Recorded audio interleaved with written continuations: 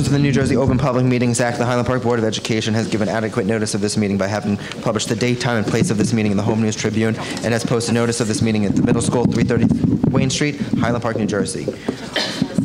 Can we, what's that? Can I have a motion to reconvene? So moved. Second. All in favor? Aye. Aye. Can we all rise for the Pledge of Allegiance?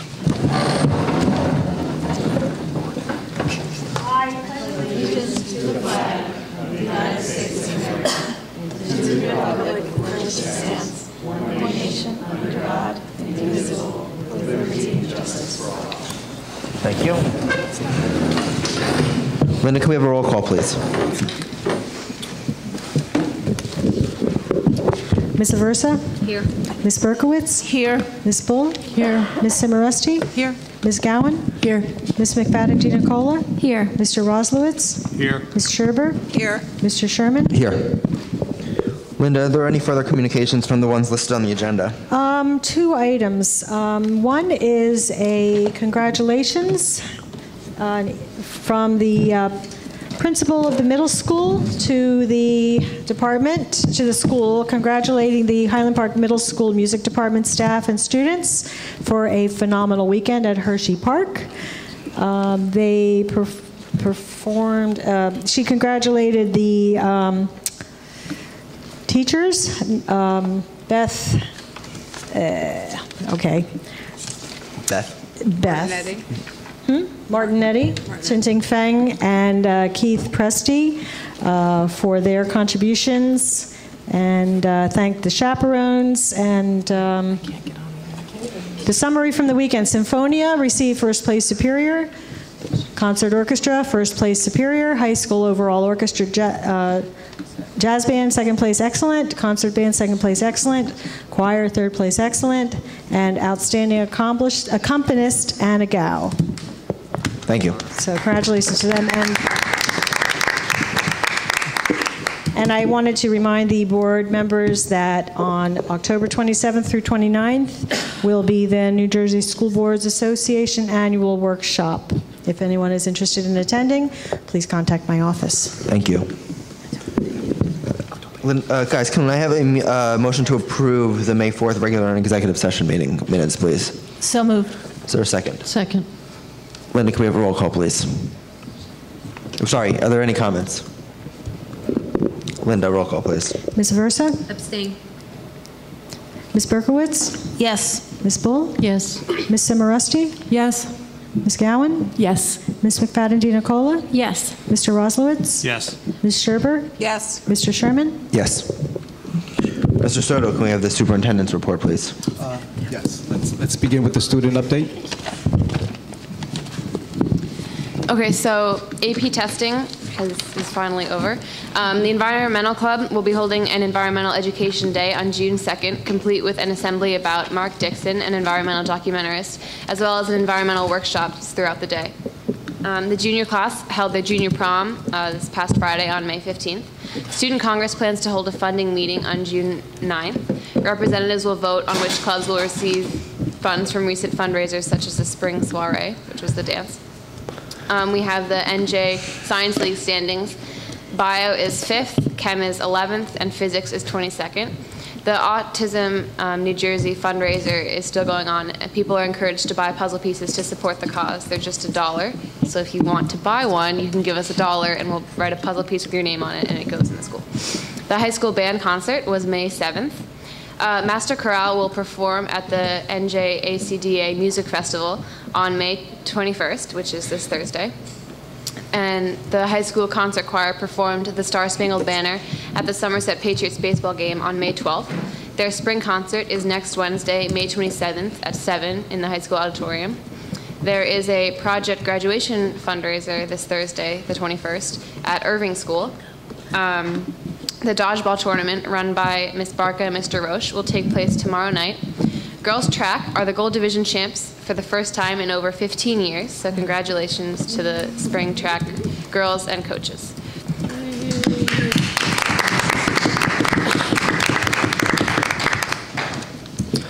A little bit more sports news. I just came back from a tennis match today.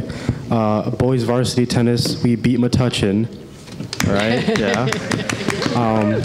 We beat them 4 matches to 1, and it was the Central Jersey Group 1 Finals. It's a significant win, and this means we move on to on Wednesday, where we play in the NJ Group 1 tournament.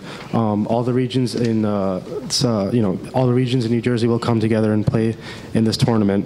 So, wish us good luck, and what's the good word? Keep my touch. Keep my touching. Yep. Once again, the middle school, congratulations for the Hershey Park accomplishments. The middle school band and choir concert will be May 19th. Also, some reminders. Six Flags, the DECA trip will be May 27th. Senior trip will be May 28th and 29th. Senior prom will be June 4th. Graduation will be June 23rd. And a last minute thing, good luck to those students in the high school taking the Merck science test. This science test it takes place on the Merck State Science Day, and it provides competition between individuals and among teams in secondary schools in the subjects of biology, chemistry, earth science, physics, and environmental science. We have 15 students in these different subjects, total in these different subjects, taking the test tomorrow, and hopefully we do well. And compete well in these different exams. Also, the first graders from the Irving Primary School will be taking a visit to the Bartle School on June 2nd to visit their future new school once they graduate. That's cute. Thank you. May I add something here just because it seems to fit in? I was talking to Mr. Laster last week, and he mentioned that 71 students were sitting for the AP language and composition test. Wow. Which is so impressive. That's a lot. Oh, it is impressive. Very nice. Just for the one course? Mm-hmm. Wow. Okay, I have 2 particular items that I would like to share with the community. I would like to thank each and every one of you for the outpouring of love and encouragement extended to me and my family during this time of loss. Certainly was a great help during this difficult time for me and my family. So I want to thank you once again for your love. It was felt. So thank you. Secondly, I had a conversation with Bill Schlala and the entire team last week. And so we further discussed the proposed modifications presented, and they assured me that there was a lot of input from paraprofessionals, from teachers, and including parents. They sat down with the parents, they reviewed the IEP, parents agreed, signed for the IEPs, and furthermore, there's an additional outreach to parents, just in case we have a parent that has any particular concern, idea, suggestion, input, to provide them with that opportunity as it pertains to an individual student. And so that outreach has already begun. I believe letters went out. Yes, Bill? Last week letters went out. So I just wanted to give everyone an update regarding the parent outreach. Right? Other than that, I have no further statements. This was a letter to parents about their children, or about the policy in general? No, about I believe the letter referred to if they have any questions regarding the IEP as to what was discussed at the IEP meeting, they can feel free to call the guidance. It sounds like a follow-up letter. Yeah, follow-up letter. I think we always get those, right? Okay, that's great. I'm not aware of any. I mean, that's fantastic. I would like to see, an attempt to reach out to the parents on the general policy issue. There's still a number of parents who haven't had IEP meetings, so that would be wonderful if that could happen. Yeah, rest assured that every single parent will be spoken to, and every single parent, if they agree to sign the IEP, we're going to follow the proper protocols. We all know that the IEP is a legal document, so yep. I want to make sure that it's done correctly. Thank you. Thank you. Is there any other questions? At this time, can I have the curriculum committee report? Certainly. Curriculum committee did not meet tonight. Do I do the agenda items? If you have anything you want to highlight, feel free. Okay. On the agenda, on the curriculum, I would like to draw your attention to item number 1, which lists people that are going to be presenting professional development workshops for the teachers.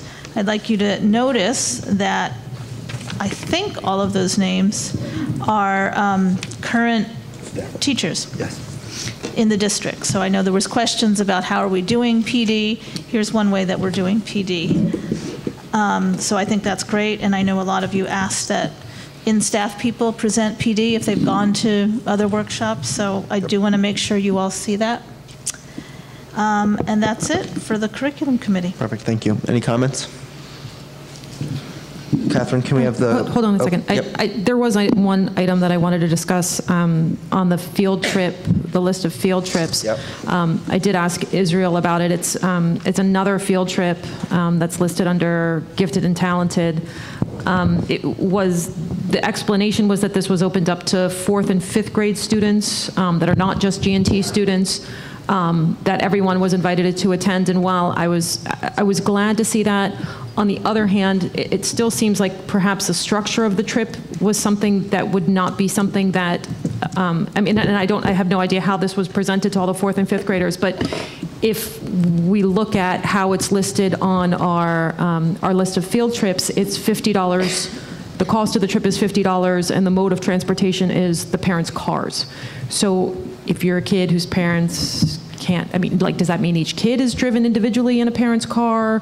If your parent doesn't have a car and you don't have $50, you can't participate. Like, I think we have to be much more careful in terms of our field trips, that they are more inclusive and can genuinely include all of our students and not be so self-selecting. This seems remarkably self-selecting to me. There's 7 field trips on this list. For Bartow School alone, there's 1, 2, 3, 4. And I'm glad to see all of those, but this just feels like another one that's not open. That, yes, it was explained that it was open to all 4th and 5th graders, but it seems like it's still going to be somewhat self-selecting. But okay. I'm also not, my 4th grader's not always the best with paperwork, but we usually get it eventually, and I don't believe, I'm not sure how it was presented, if it was just presented in class. Perhaps next time a notice could go home to parents. Hopefully not saying it's $50 per kid, because that would probably provoke a response. And my daughter pretty much runs my schedule. She's got the paperwork down. So I'm pretty confident that we did not hear about this in our household. And I was concerned about that. And I was also concerned about the $50 fee. But I know that, in past times that, students go to the nurse if they have trouble paying. So I know that there's different ways to do this. And I think that, echoing what Darcy said, I would hope that we would try to be as fair and inclusive as we possibly can. I think we are. I think there's 1 field trip out of the 3. Well, this is the 5th field trip that just the gifted and talented children have gone on, and my daughter has gone on 1 as a regular ed 4th grader, and I find that to be very disturbing. Okay. As a parent and a community member. Okay, thank you. It's nice that most of our field trips are inclusive, but they should really all be. I mean, in the high school, we have physics goes on their own field trip. High school is a completely different animal than elementary school, Adam. I'm sorry, you can't compare the two. I mean, okay. Yeah, they're 9 years old. They can't earn their own money, they can't work, And they're fully aware that they are being excluded. Okay. Thank you. Was there any other comments? Well, I guess I wanted to know what I had, basic questions about that field trip. I don't feel that I can be okay voting, to agree with, this field trip going on the way that it is. Okay. I want to know how the field trip came to be, and there's apparently some sort of competition that they're headed towards. This is a second visit to this competition. So I guess what my question is basically, how this particular trip came to be and how the notice went out to parents specifically. And this is $50 per student?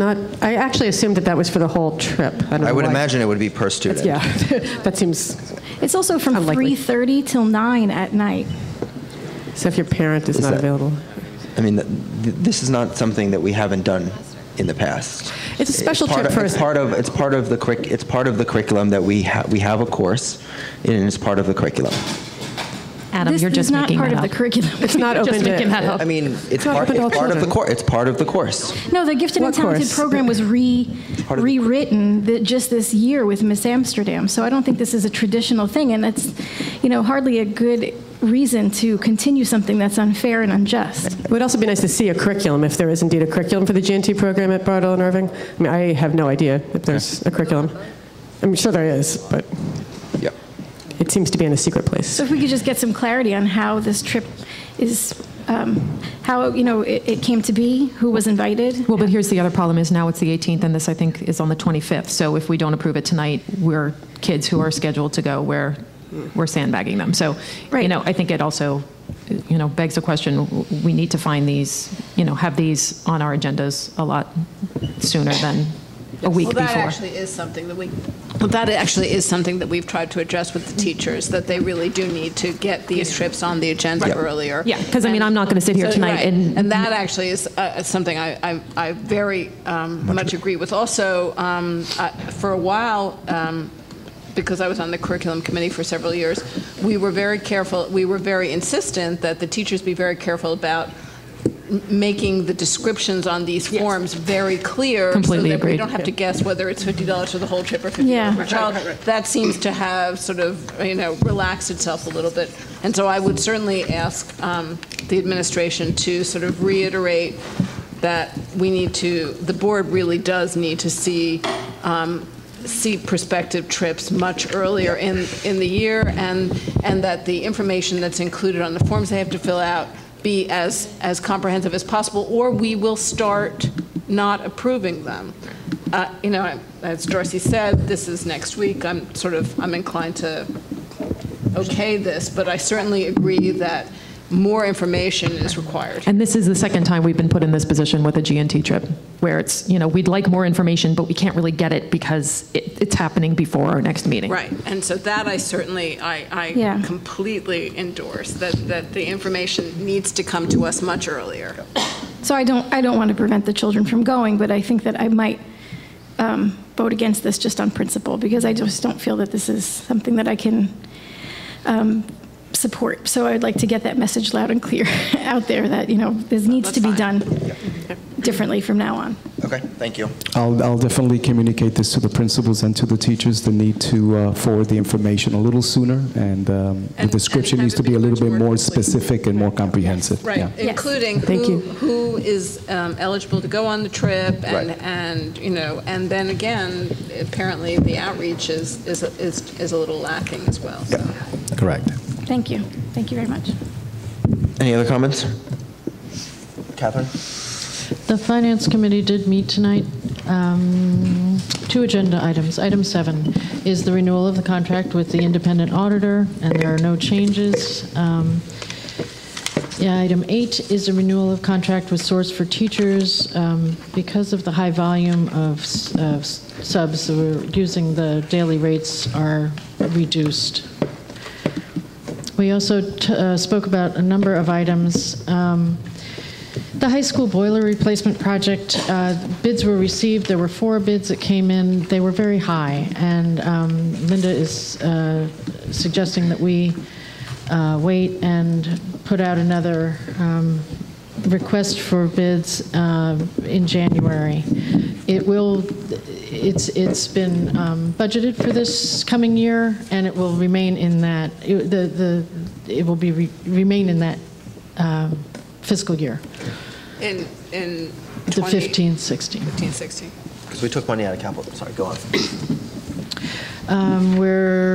Things that will be upcoming on agendas probably very soon.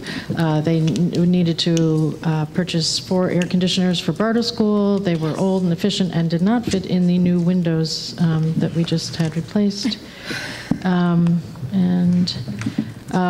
Linda met with the president of Pomptonian about the renewal of that contract as the food service management company. They're proposing a management fee tied to the consumer price index, which is 1%. So that motion will be on the next agenda. Perfect. She learned about a potentially serious problem with the windows at the high school, and is suggesting that we get a proposal for our architect to inspect the windows to try to assess what's going on with them. Pane fell out of the window, and so we want to make sure that this isn't going to be a regularly occurring thing. That's reassuring. That's nice. Yeah. She's also planning for summer maintenance and repair projects throughout the district, and those will be will be informed of those. We also reviewed policies. We went through the first 20 of the 6,000 series and found no comments. So we'll just have them marked as reviewed. There's some paint falling off of the auditorium ceiling, and composting in the some. The new one? Yeah, just a little bit. It's just a minor thing. It's getting its feet. Okay.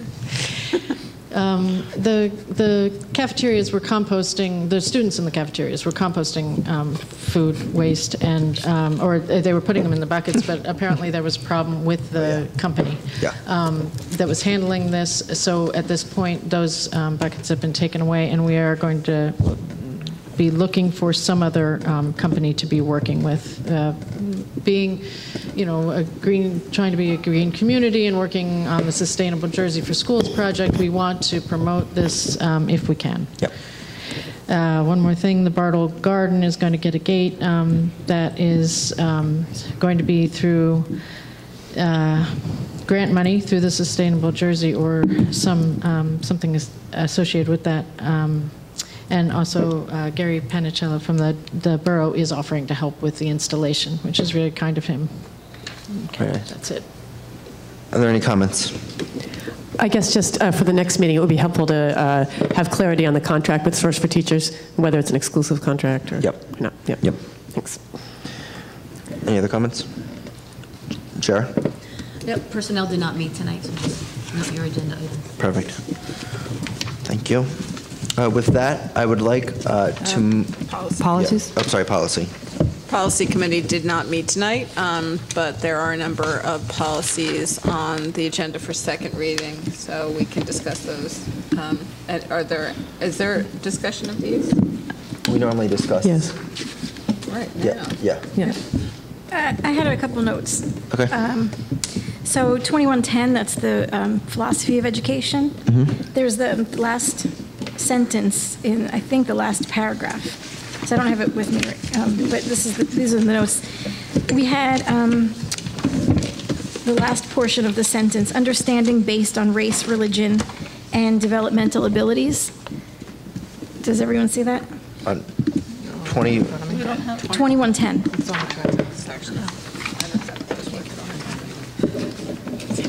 It's on the drive. Mm-hmm. Yeah.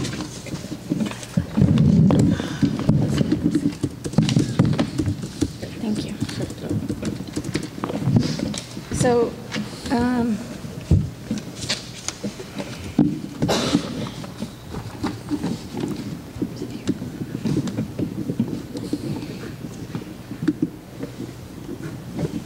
Where is this? I'm sorry, which one is it, Michelle? 2110. 2110? Did I get the right one? yeah, 2110, that's right. Based on race, religion, developmental abilities. Okay, so it's in bold. Thank you, Anne. It's the last sentence in bold. So it's the staff shall treat all students with respect, especially when students display a need for understanding based on race, religion, and developmental abilities. So I thought we could think about adding in gender identity. I thought we did that. I thought we did that too, but it looks like it's missing. All right. Well, that was agreed upon in our committee meeting, so we'll add it. Before? So after religion, gender identity? Yep. Control all this.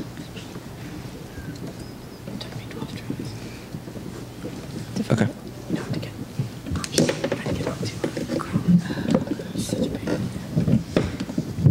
No, that's not. There's a paper copy. Do you want me to grab a paper copy, Claire? Do you want a paper copy? Sure, if there is one. Yeah. Because I can't get onto the computer. How did you do the, you did it as it loaded back up? I did Control Alt S once Chrome came on, once the first Chrome symbol. Okay, so is there other? Yes.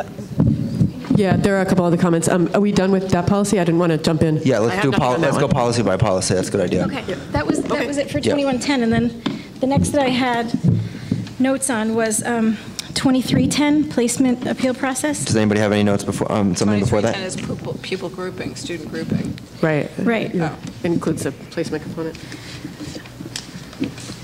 pupil grouping is the name of the Yeah. policy, right? Which we're going to change to student grouping because Right. we're Yeah. searching and destroying. I don't know what to tell you. Hold on. Okay, comments? So I thought that we had talked about, there were 4 different steps that you needed to take, but really it's just one step, and there's 4 different people that you need to speak with. I thought maybe we could just streamline it so that we could just have that describing, because it looks, and I agree with what Ann was saying, it looks a little daunting for having 4 different steps, but really it's just the same action with 4 different people. And that's due process is how it goes. It goes through an appeals No, and process. I understand. I'm not opposing the Yeah. process, but I think the way that it's laid out might be a little daunting. Also, it says that there needs to be parents involved. There it does, yeah. Is that necessary to Yes. have parents involved? Yes. Yes, they Yes. have to approve. These are Unless minors. the student is 18. Can I mean, I would like to move to amend that, actually, to include the possibility of a student. So it would say, I'm sorry, I jumped in your thing. No, but no, go ahead. the student or the student or the student's parent or something of that nature. I mean, my understanding was minors could select courses. No, I would agree with parent notification, but not. notification, sure. Yeah. But do they have to come with the student to the appeals process? Because that's not going to happen. That's never They happened. actually do That's- have to be involved. It says that the parent has to do They it. actually do have to be involved in the appeals process because they actually have to. They don't have to be there. Well, It says they have to be there. Right. Yeah. It says they have to be there. And for each step, the parent needs to be there. So talking to the teacher, that might be something that the student can do on his or her own. So I don't know that the parent, and it doesn't say guardian either, it just says parent. So I think we might want to add guardian in regardless of the other changes, but maybe we can have just the student speak with the teacher for the first step. Student's parent may use. I would like to make the parent optional for all. I mean, I just think it's an incredibly onerous looking set of procedures for a student whose parent is not available. There's no problems with it now. Yeah, there's. Well, I have you know what there is, I mean, the problem, shall I let you go ahead? Yeah, no, I think that we're on the same wavelength. Sometimes the parents are not available. Yes. They do not have, for example, I have a few friends that are night nurses. They cannot make a day meeting. The teacher cannot meet at certain hours that this parent is available. So this would be a longer and more arduous process for the student unnecessarily. Within this policy, it does not say the parent needs to be there. They have to be involved in the process. They can do It says the parent must use the following. It's normally a letter is how it normally works. So It says can the student's parent may use the following appeals process. I would love to change that to the student or the student's parent.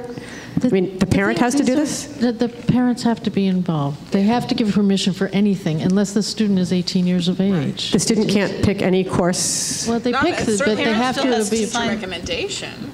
Sorry? I'm sorry. I was going to say, the parent still has to sign the Course load. the sheet. The kid Right, will for bring permission. home Yeah. a list of the courses there. This is at the high school. Yeah. They bring home a list of the courses they've chosen, and the parent has to sign off on it. Right. And I don't think we want to promote parents not knowing what their No, of kids are course not. taking. No, notification is critical. I just wonder if the parent has to, as a mandatory rule, be involved in the appeals procedure. Obviously, they would be notified every step of the way, regardless. Because we actually want, because these are students who have been not recommended for a specific Right. class. So in order to then override that recommendation, you absolutely have to have the parents, not just sort of approving, but completely on board, because there are ramifications to Yes. to taking these classes against recommendation. Well, I think my issue might be just the process. I'm sorry, Rob. I just back it up for 1 second. If this is a placement appeal, isn't this after the students already requested it and had their parents sign off on their request and then it's been denied? No, Or- no. So this is before, No, so they have students are a, actually recommended for, so when Yeah. they go to the guidance counselor, they have already been recommended for. already on a limited list. Yeah, Yes. yes. Do you want to add something? Well, I was just gonna say, I remember, because I had this once, I was in Spanish 4 my junior year, so it made sense for me to go into Spanish 5 honors for my senior year, but I wanted to skip it and go into AP Spanish. And so I just got, I mean, it wasn't that difficult. I just got my parent to sign, and actually I talked to the Spanish teacher, and he signed as well. And that's where it normally gets resolved. That's where it gets resolved. This And is that's where how this is to provide protection both for the student and for the school system in the way that it's put in there. Is it your experience, Annie, that people have a hard time with this process? No, they, But that's if they my decide point. they want to appeal, then they understand what. We're talking about a problem that seems to not No, be it does existing. exist. I'll let Annie speak, of No, course. but I know someone with a problem. If a student wants to go into into a higher class, so that's usually the way it works. It's usually not that they want to be in a lower class. If they want to go into a higher class, I haven't known students that have had difficulty. No, neither But do I. My child didn't either. No, nobody. I have. No. So explain this to me. Yeah, we went to not me personally, no, I didn't go to high school here. I have known somebody. At the Talk of the Town meeting, I think it was the second one maybe that Ashton Burrell organized for members of the community to come out and talk about race relations and other things going on. There was a student who spoke up, and I'm not sure what year he was talking about, so it probably doesn't involve our current guidance counselors, but he spoke very moving, it was an English class, right? He spoke very movingly of not being recommended for a higher level course that he thought he was capable of doing. He felt that the guidance counselor attempted to counsel him out of it. He felt that he was very capable. And he wound up taking the class. It did get resolved. But he wound up taking the class. He got an A or B, whatever it was that he had to get. But he felt that there was a lot of pressure on certain children not to try for higher level classes. And I know that this board has thought a lot about issues of segregation and students. Absolutely. So Right. why do you think that amending this policy will change Any of that? I don't think it'll change. I think it's one little push in that direction. Because there are parents who work double shifts. There are parents who can't be involved in this. And the policy, I understand that, as it's played out, like for Ms. Macron? Yeah. Sorry, that didn't happen. But I don't think we should have a policy that makes it look so difficult to students. I just don't buy it. It's not difficult, and I don't actually even accept your characterization that it looks difficult. It's 4 steps. It's 4 sentences. The parent has to do 4 things: request a conference with the teacher, request a conference with the guidance. I mean, if it doesn't get resolved, I understand we're saying, like, in practice, we don't go through this, but let's have a policy then that reflects our practice. I agree with that, but it does follow our practice. Our practice is this: if the first stage fails, then the second stage kicks in. But at this point, we. So what this does is it actually sort of details the recourse that you have if you're not happy with the results of the first step. Well, the parent has to do it. I do hear what Ann and Michelle are saying, because it doesn't say the student may use the following appeals process. It says the student's parent may use it. Well, unless the student is 18, we actually need parent buy-in on this. Right. But it sounds like really all the parent really has to do. It sounds like the student is really actually doing it, but the parent is actually only signing off. Yeah. So maybe there's some way to word that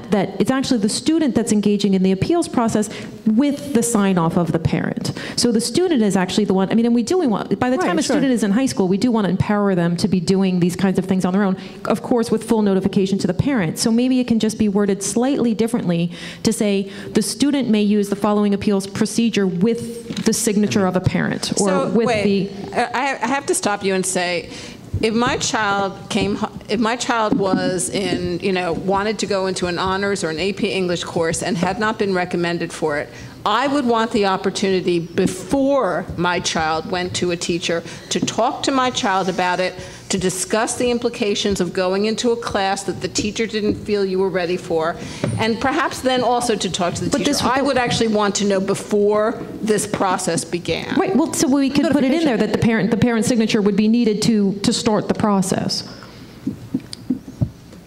And not every parent's going to feel the same way as you do. Some parents might just be like, okay, sure, go ahead. You think you can do the class, go do it. Exactly what I was. If a student knows that their parent isn't going to want to engage in But I think we have to err on the side of parental notification. Yeah, no, of course. Well, I'm saying that signature would be required for the student to engage in that process. And then, of course, if the parent wanted to be involved in every step of the way, they could be. But this would protect students who. I'm misunderstanding. No, I don't think you are. I don't think that this is an opportunity for us to take any kind of responsibility away from the parent or some sort of opportunity away for them to have a voice. They're, like you're saying, they're minors. They need to have their parents involved. They need to sign off. But I think there's a cultural component that's missing. And because we're all from similar backgrounds, we might not understand. That is. Okay, but I don't you think don't this is wanna listen intended to as an me, but I'm going to- accusation. I don't think this is intended as an accusation. This is I'm not a taking good it as an faith. accusation, Well, but there's a lot of. But I don't accept the premise that there is an actual issue with this. This is onerous, or that this is preventing students from moving up. I think that there are ways in which we have an issue finding. We have had and we continue to have an issue finding ways to give everybody access to advanced level classes. Right. We continue to struggle with that, as do most school districts in this area. Right. But I don't think this policy is the issue. But no, it's not the issue. It's one a little little tweak we piece. could make. I mean, It's a but little tiny nudge, as whatever his name is. But I don't Cass see how Sunstein. okay. Yeah, but if a student has, I mean, we know that we have students whose parents aren't necessarily engaged at this level in their children's day-to-day. So then it won't make a difference. Then there'll be a sign off, and if there's no sort of preference. Let's not have the policy say that it's for the parent to do this thing. That's what I don't get, is what you're proposing and what the policy actually does. Because the parent says the parent may use the following appeals procedure. The parent may request a conference. The parent may do this. And if you're of course a student, the parent can do that, but let's also say the student or his parent, and then of course the parent has to sign off on everything. Or the student with parental notification or parental permission. I don't want to take notification away from anybody. Right. No, this is not about cutting the parents out of the... I'm trying to enlighten the board to a cultural component that is missing. If there is, and I'm speaking from experience with... I don't think it's funny. No, I mean, not. it's ridiculous. I mean, it is possible that you're not understanding every culture that, lives in this community. It is possible, I've lived in this community for 20 years. I've gone to school with every single different child of this. Adam, we had a person tell us at this meeting, a public meeting, said that I was counseled. I've also spoken to kids who we have guidance counselors who, because of where they come from in this community, tell them not to take certain classes. Right. So I understand these. You don't have to enlighten us. That's my point. Oh, that's the word enlighten is the problem? That's why it's possible that I do know something that you don't know. That is absolutely possible. But I also went to this school and sat in this classroom, and the kids that are going to school now are the same kids that were my friends, and the same kids that we were all around. Were around when I was here. And I am not taking away anything from that. I'm explaining that there is a different way of viewing this. Some parents understand that the school is the ultimate authority in their child's education. Yep. They will not push. They hear that the guidance counselor says you should be in Spanish 4, and they would be embarrassed to come to the school and push for Spanish 5. I know that this is an immigrant mentality. This is something that my mother would never do. She would never come to the school and say, my daughter is, more intelligent than you think she is. That is humiliating for a parent to say that. And so there are many, many families like that in this town. They will take what the guidance counselor says, and they will actually yell at their child for being, not humble enough in taking that information from the guidance counselor, the principal, the superintendent.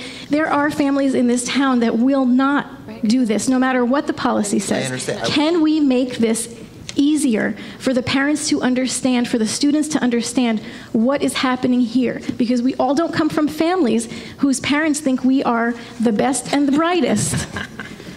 We have to push and we have to prove. Assumptions about the people. I'm not making assumptions. I'm talking from personal experience. She's talking from her experience with an immigrant mother, I think first generation. it's impossible to make assumptions about what I experienced myself. My mother would never have done this. Right. That's fine, and I understand that. But for you to say everybody at this board table comes from the same. No, I don't know that, but I do know that I am the only person sitting here who's a first-generation American, as far as I know, on the board. As far as you know. As far as I know. Am I wrong?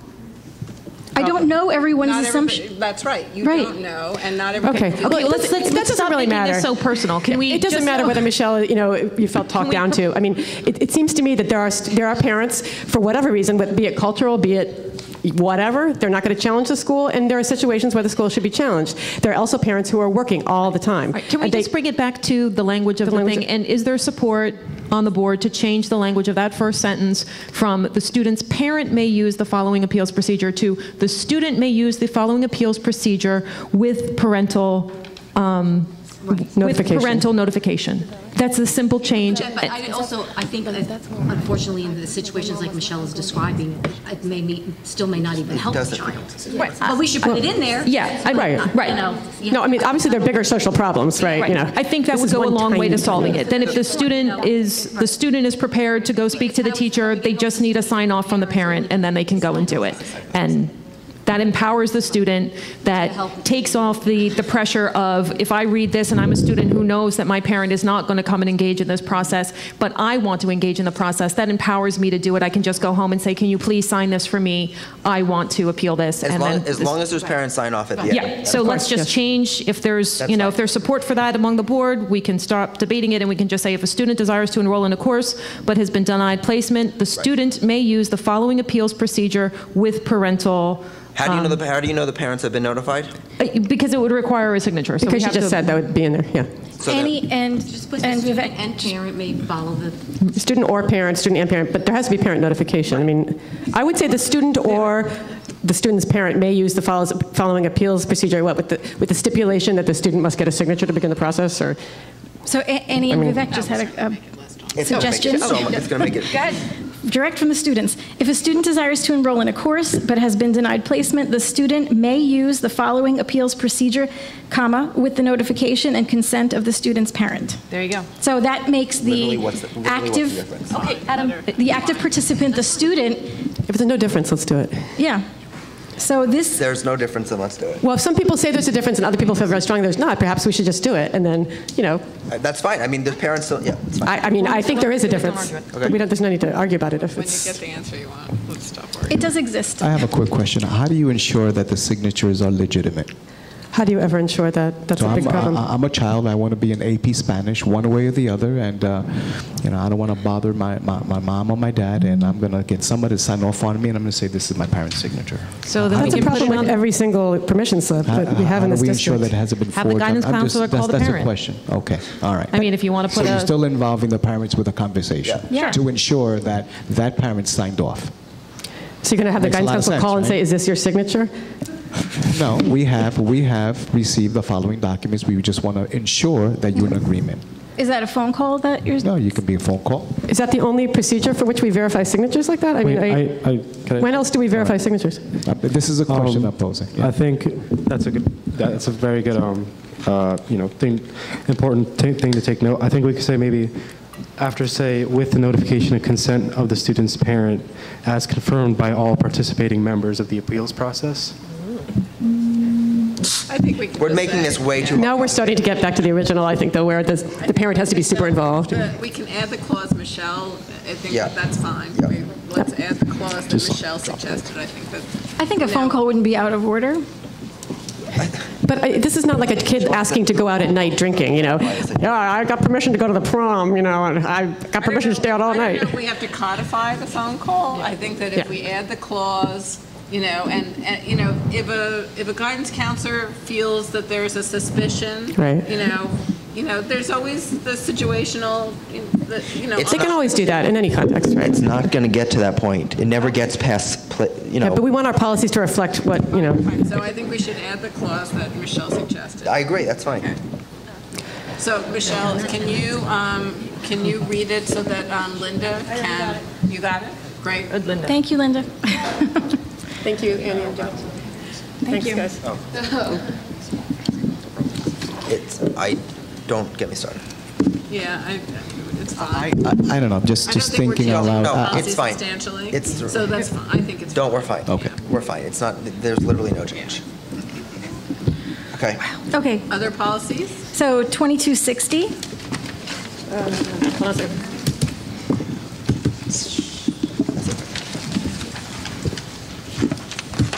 Oh, gender identity's in there. This one says, oh gosh, the agenda again disappeared on me.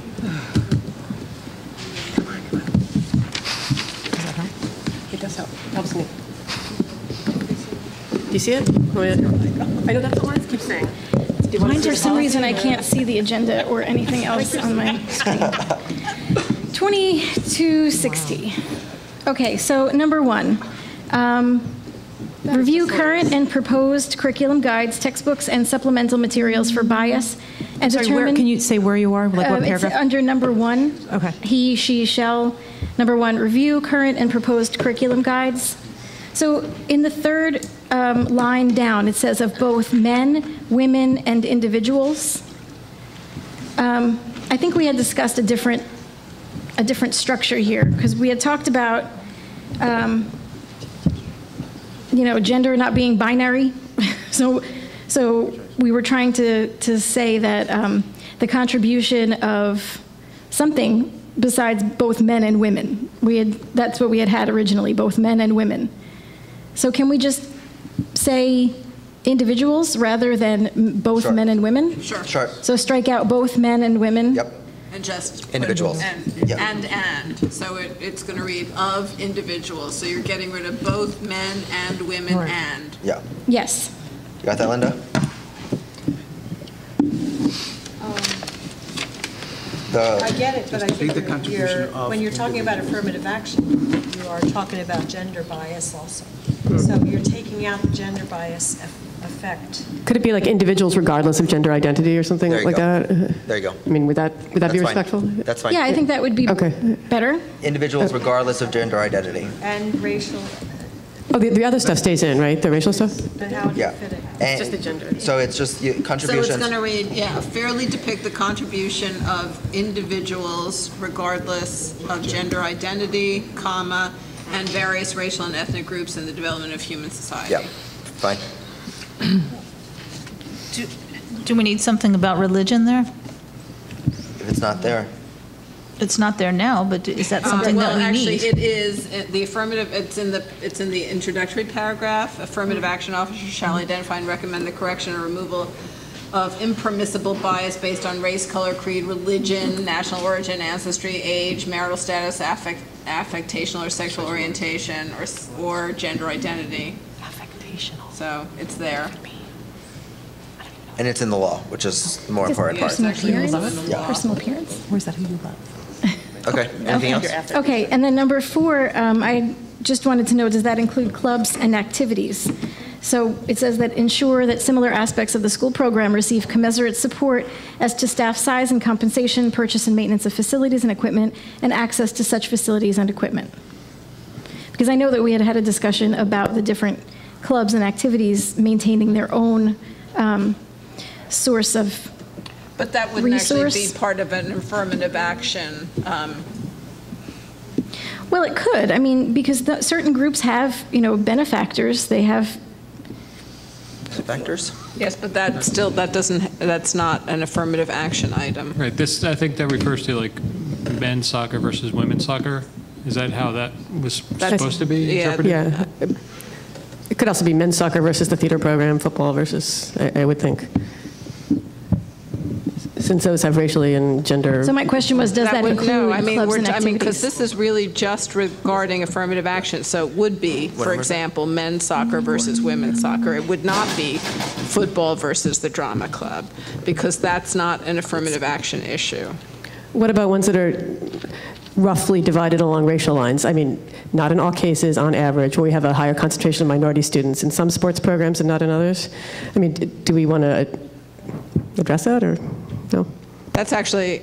But they're open to everybody. Yeah, they're open to We don't everybody. cut, we don't have any cuts. The Right. policy. I understand we're not illegally telling people you can't join this team. No, but we It's don't have about we don't funding. have cuts. That's what my point is. Oh, I'm sorry. What does that mean? Every student who applies to be on the team is accepted on the team. I Right. see. On every one of our teams. On every one of our teams. Right.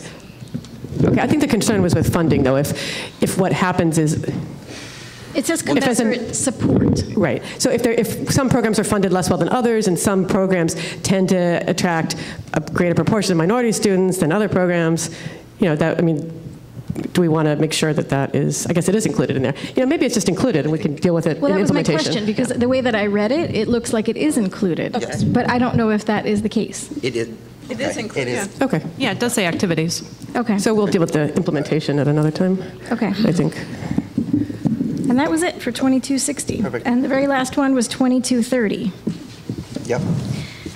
2230, yeah, thank you. Oh, wait, I have it here. So, thank you. So, 2230 referenced course guides.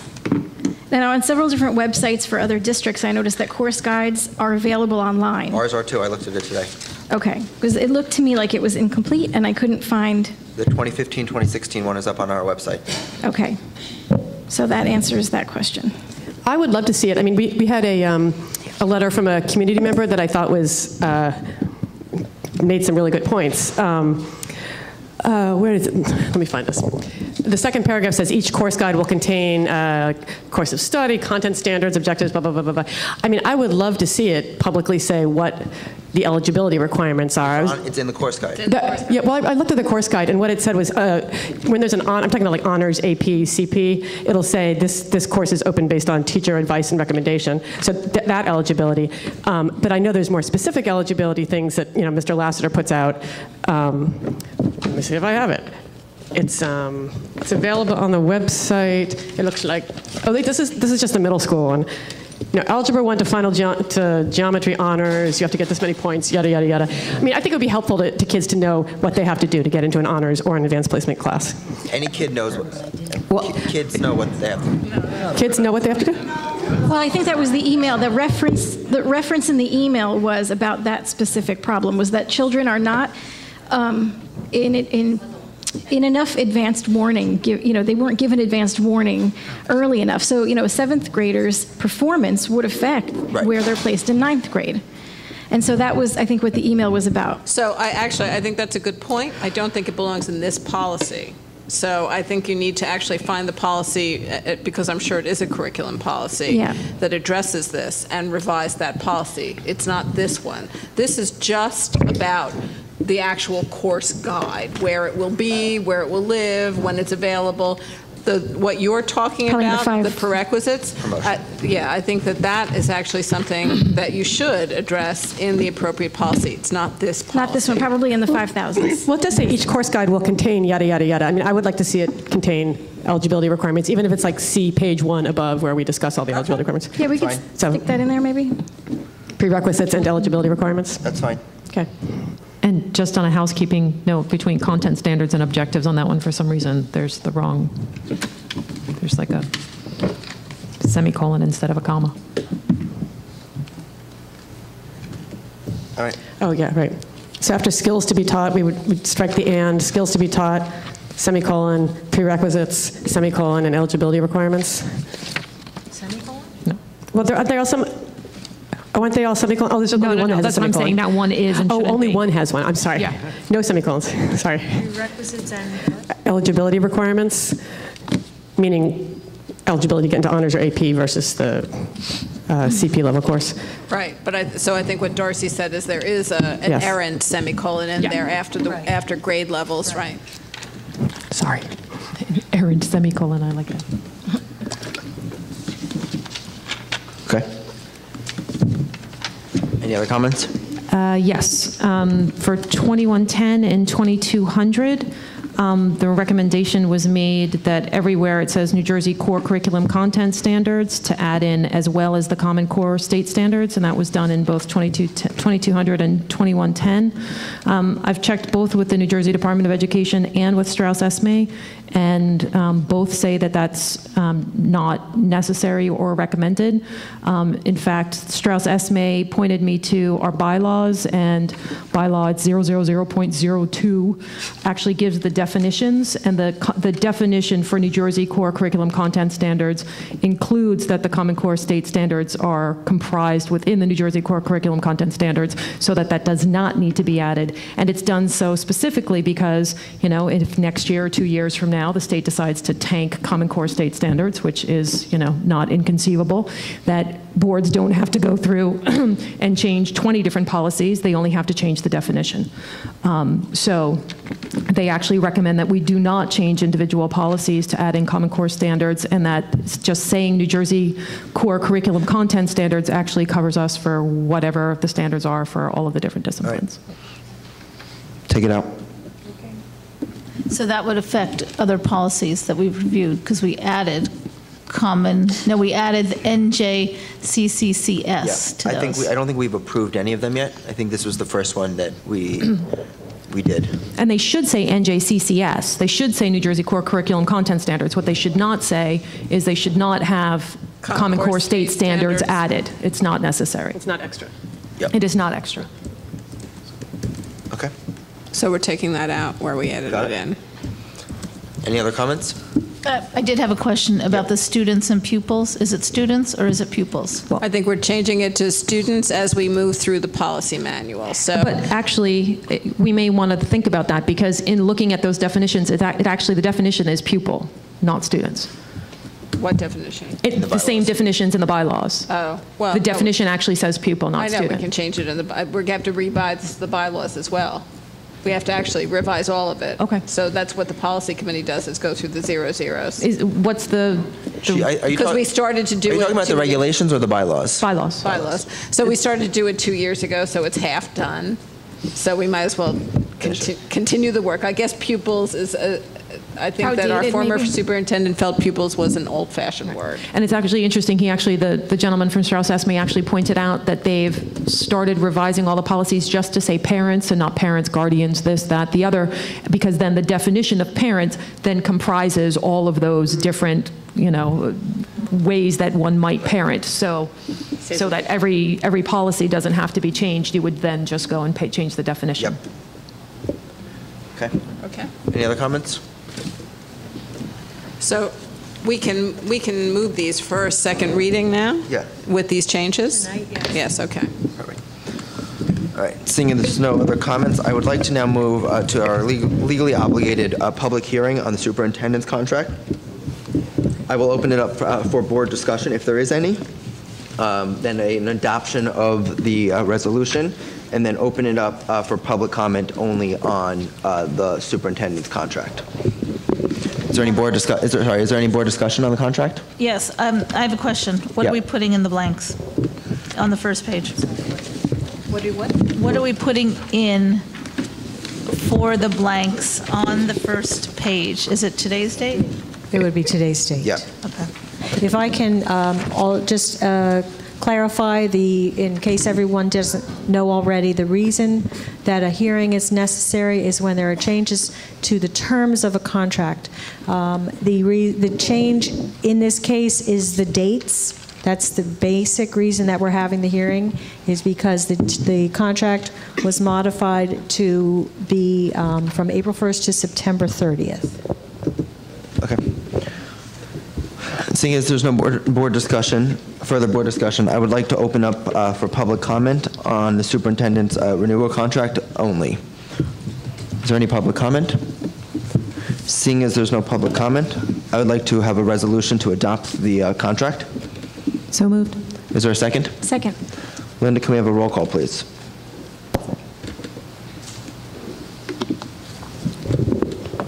Ms. Versa?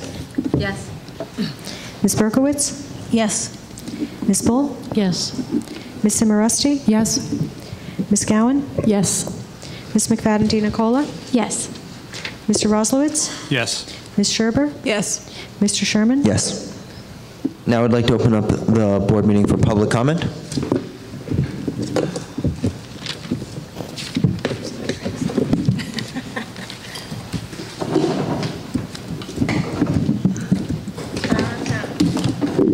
Tara Canavera, 361C Crowles Road, Highland Park. I have a few things I'd like to say tonight. First of all, when you were talking about the policy, as somebody who is a legal guardian to one of my pupils, can you please put that in until the definition of parent is changed to include legal guardian? That is how it is. Okay, because I was like ready to scream at all of you, so sorry about that. My other comments are, first, it came to my attention at the last meeting that CPAC was blamed for the parents not being aware of the changes to the policy. CPAC does not have, you all got an email on this, but I want the public to hear this. CPAC does not have the contact information, so a majority of the parents of special ed students. We have the contact information for 30. Was I supposed to knock on every door in Highland Park and inform those parents? We had 2 CPAC meetings. One was attended by 10 parents. Only 6 of them were special ed parents. The other meeting was attended by 4 parents. We let the director know that parents were against this policy. He needed to have a meeting. He did not have time to have the meeting, he said, because he already postponed doing the first reading. CPAC is an advisory council. We advised him. He told us he didn't have time. We advised him on ways to bring the policy forward. As of right now, well, as of 5 o'clock this afternoon, there are still at least 20 parents on our email list that are not aware of the changes to the policy. So I'm sure there's a lot more that are not aware. That's my first comment. My second comment is, I did email you all to have my name removed from the community letter. It was because of things in the letter that I did not think were right, but I've been doing some investigation, and I can tell you that this is a pilot program, and I don't want our Highland Park kids to be test dummies on a pilot program. So I think you need to reconsider collaborative classrooms. That's number one. My other thing I wanted to talk about is paraprofessionals. The last meeting I was here at, the board assured us that you were not going to outsource paras, and I like to believe that's the case, but Source for Teachers is advertising for 8 paraprofessionals in Highland Park. Yeah, that wasn't something that we approved. Okay, I just wanted to find out about that because I trusted you and I want to continue to trust you. We're not looking to outsource paraprofessionals. Okay, and my other comment has to do with the Commissioner for Universal Access. Is there any update on the broken light at Bartle under the handicap spot? I think it isn't a broken light, but there is no light at that access door. I know the last I heard it was out for bid. I just wanted to know if anything has come of that yet. Yes, they are working on it. They were sidetracked with some heating problems as far as being too hot in the classrooms and trying to cool down the classrooms. But they are aware of it, and it is on their priority list. Okay. So. All right. Thank you. Thank you.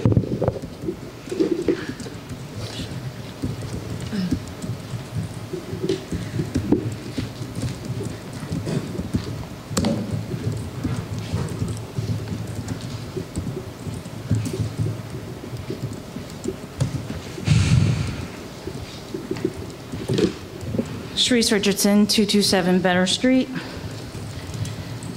So I did send an email to the board, to Principals Lassiter and Maloof, to Mr. Soto.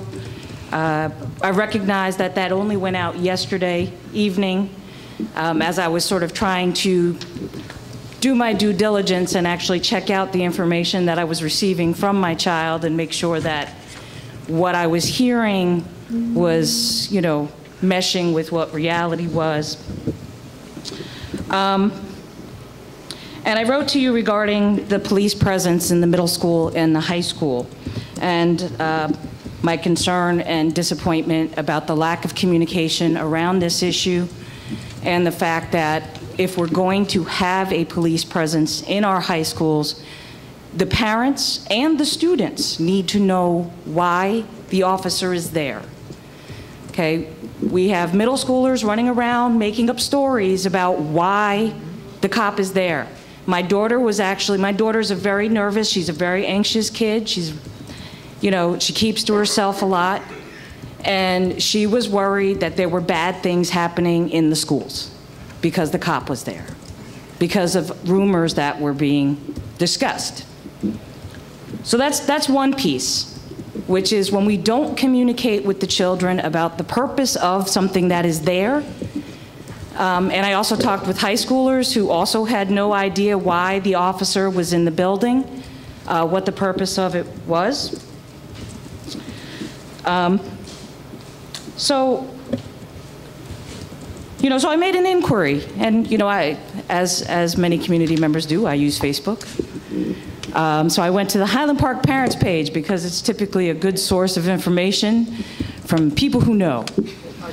And Kristen Brogy did inform me that Officer Corbello is a youth police officer. It's a program supported by the county prosecutor's office. That it gives the local police a way to get to know our teens in a positive way, as well as hopefully change some negative perceptions. Another person had corroborated that and basically said, yes, it's a community relations thing. And the whole thing was really, I was trying to be really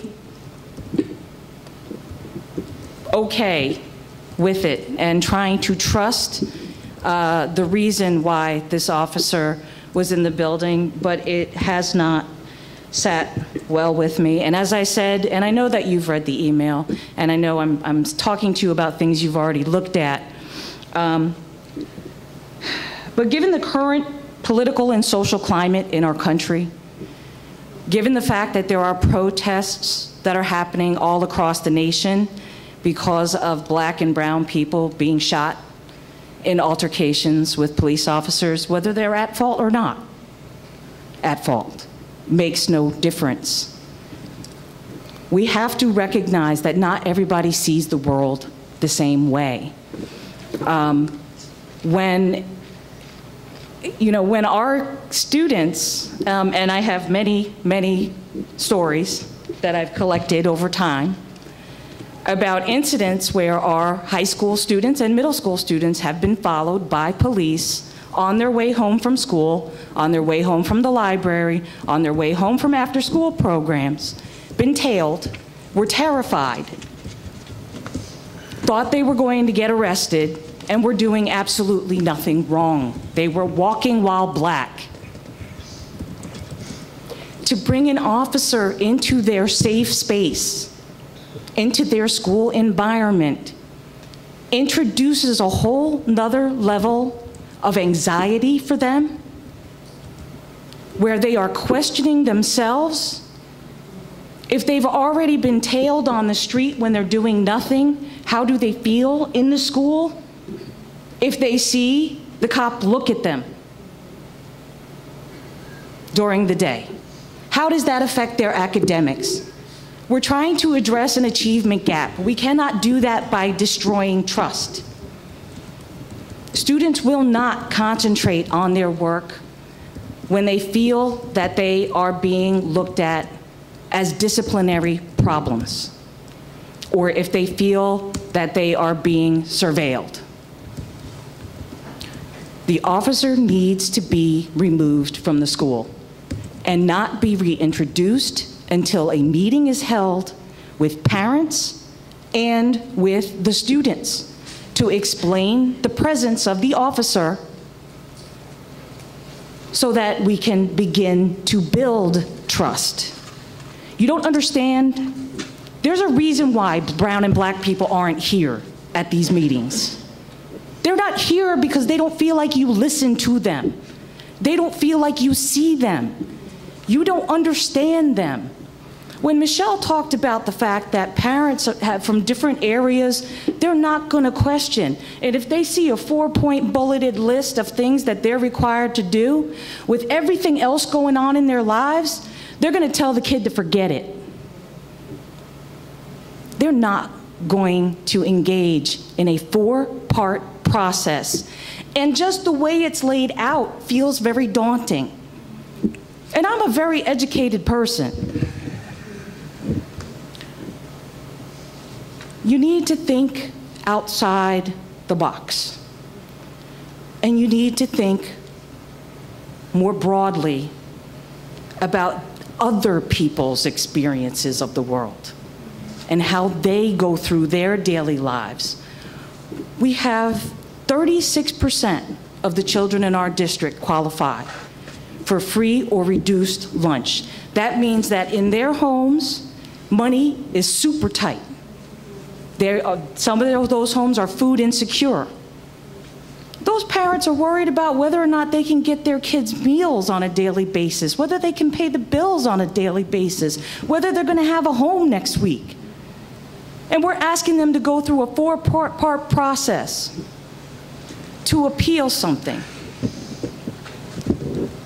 Personally, I say cut off scores to make it a little easier and a little more transparent for the students to understand what they need to do to achieve the next level.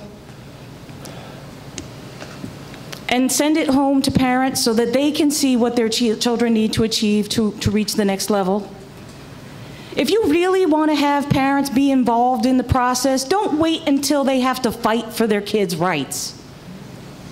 You need to put the information out up front so they can see what their kids need to do, what they can do to encourage their children. You are counting them out of the process. And that's how I feel about this police situation. You want everybody to get permission, parental consent for everything else, but you bring a cop into the school and ask no parental consent for that. For our children to be in the building with a police officer. For some people, that doesn't sound scary. But you know what? I have a brother who's been incarcerated 3 times. Yeah, his life is a lot different than mine. But he's still my brother. So understand that you need to look at the world a little bit differently and a little bit more broadly than how you're looking at it right now.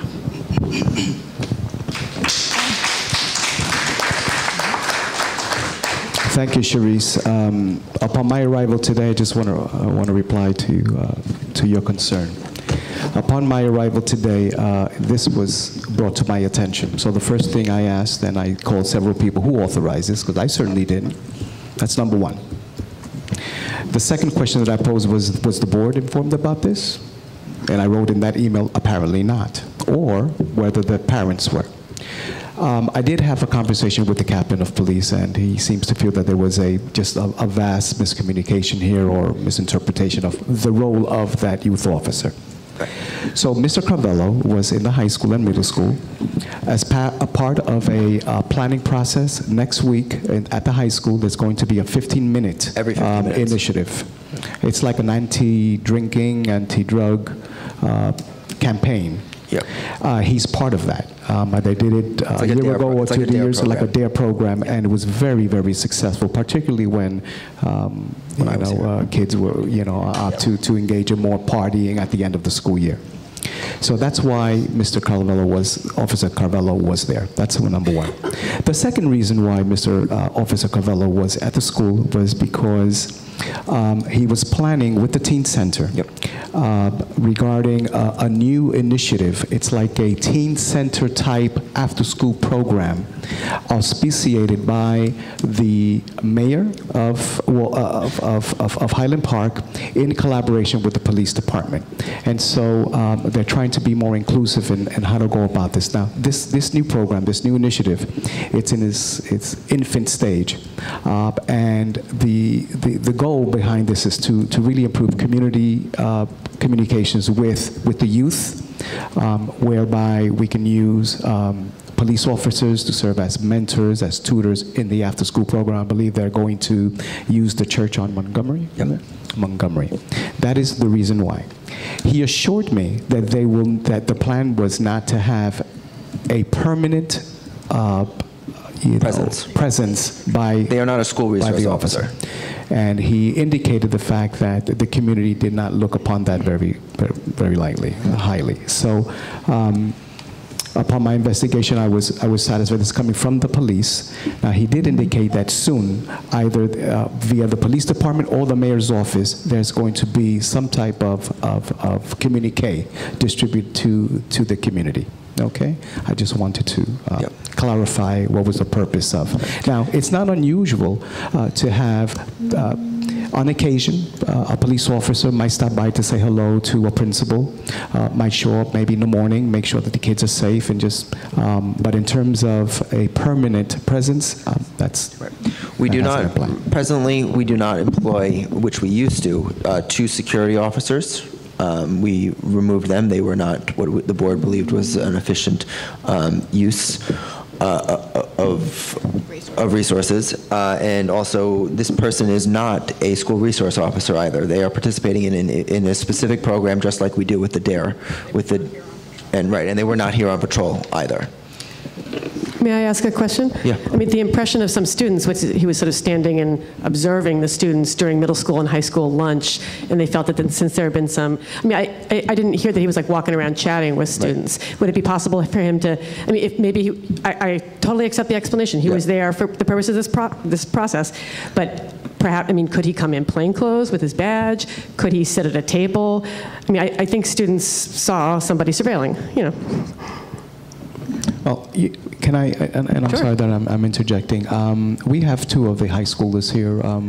Would you have anything to add to this conversation? I'm interested. I'm pretty sure everyone else is coming directly from students. Mm-hmm. Mike. There we go. Yeah, I didn't know that there was a police officer before that. We had an activity last week, I believe. It was like this, the police officer came, Corbello, and he was holding this program where he had these fatal vision goggles, and we were driving golf carts around right outside the parking lot behind the cafeteria near the field. And before that, I didn't know that he was there, and he told us before the activity, he was talking to us and telling us inside the gym that if we ever run into any kind of a problem with the police officers that are on patrol normally in Highland Park, to come talk to him, because he said that his purpose was to make sure that we get the benefit of the doubt, and that because he's a community liaison between our school and the students in our school and the police presence in Highland Park, he told us that if we had any trouble that we should talk to him, because if he doesn't know what happened to us, he can't help us and have our back from within the school, unless you know, he knows what we're doing, and unless he knows what happened to us. And so that's what he said, that's what he was there for. And it seemed to me like that's something he just does inside the school, and it seemed to me like that was a presence that he would always have there. I don't know if that's true. I don't know if he was there just for the golf cart thing, and that was like another thing that he could tell us, you know, that he could help us with. So like that's a question I have, because right now I'm not sure if he's always in the school, and I can definitely understand why that could be a problem for other students. Yep. Like is he always there? Where is he? I just didn't know about his presence before the golf cart activity. Do you want to go first? Okay. I mean, with this officer specifically, because I'm involved in the every 15 minutes program that's going to be happening next week. I mean, I knew why he was there, and I mean, I know this officer somewhat. Like I've had interactions with him before, so I mean, I could, you know, like say that he's a great guy, but I think the issue that, what's your name? Ms. Richardson. Ms. Richardson. Okay, that Charisse was saying is that there is really this this culture, and I think that, you know, ideally we see a police officer in the school, or we see a police officer, you know, like out in town, and ideally we would say, oh, this is great, I'm so glad that somebody's here to protect me just in case. But instead, with everything that's been going on, we look at the officer and we immediately think, oh my God, you know, what did I do? What did somebody do? Like, why is he here? And I think that's a larger culture, a bigger culture problem that, you know, I don't think Highland Park can solve all on its own, but I do think that involving the community members, which I think was one of her main points, would definitely be ideal. I know that every 15 minutes was kind of kept a little hush because it's supposed to be a big shock factor for the juniors and seniors. But I did like one thing that Officer Joe, I don't know his last, I can't say his last name. Covello? Okay. One thing he did say when he was talking to us, you know, he said, I can't apologize for every cop, just like you can't apologize for every teenager. Yeah. I thought that was interesting. But yeah, I think the main issue is that we look at police officers differently because of what's going on around the world. I'm going to thank you so much. And I want to make it clear tonight, as I did this morning, to certain people that I met with, and I want to make it very clear. If the intent was beyond what I just said, then there is a severe problem with communication.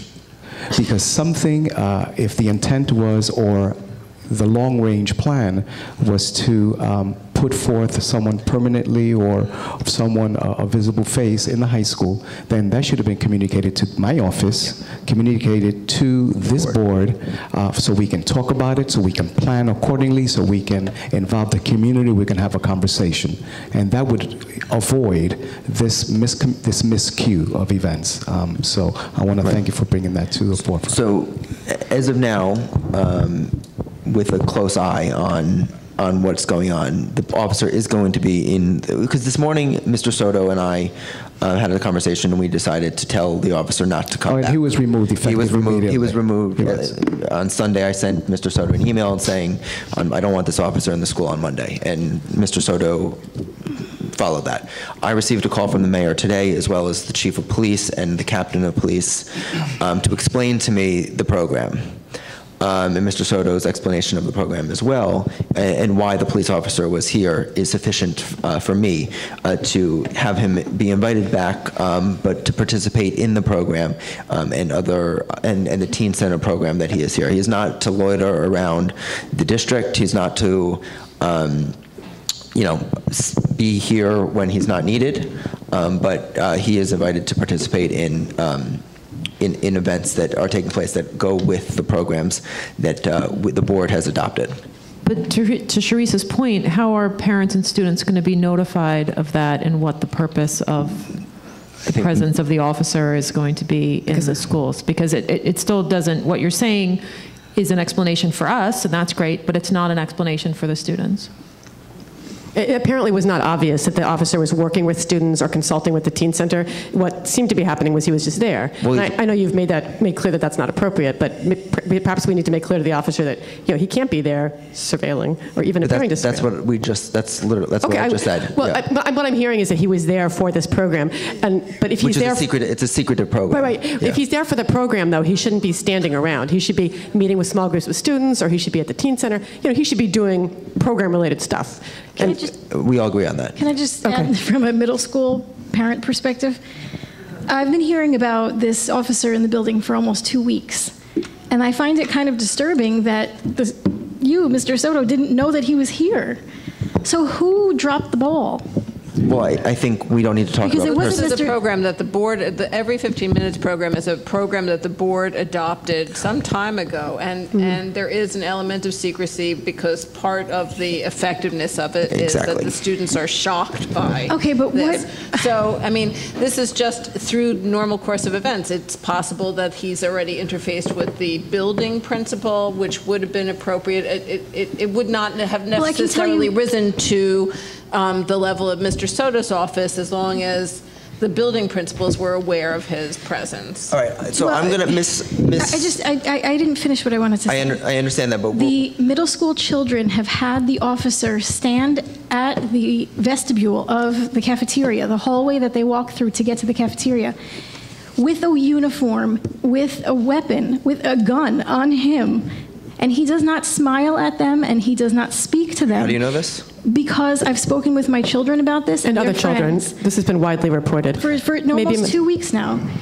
For almost 2 weeks. And he's been standing there, and my children are also kind of nervous when they see this. They think there's an emergency. They haven't spoken about it because nothing happened, but they, this sounds like gossip, but they witnessed a fight in the cafeteria. They thought, oh, well, nobody's watching us in the cafeteria. I guess the cop is watching us in the cafeteria. They have no idea. And I think that, they need to be the ones that are explained to first and foremost. I mean, I would guess that the building principal would be the person to explain this. So I'm not trying to point a finger. I'm trying to solve this problem, and I don't see the need, whether it's for this program for every 15 minutes or not.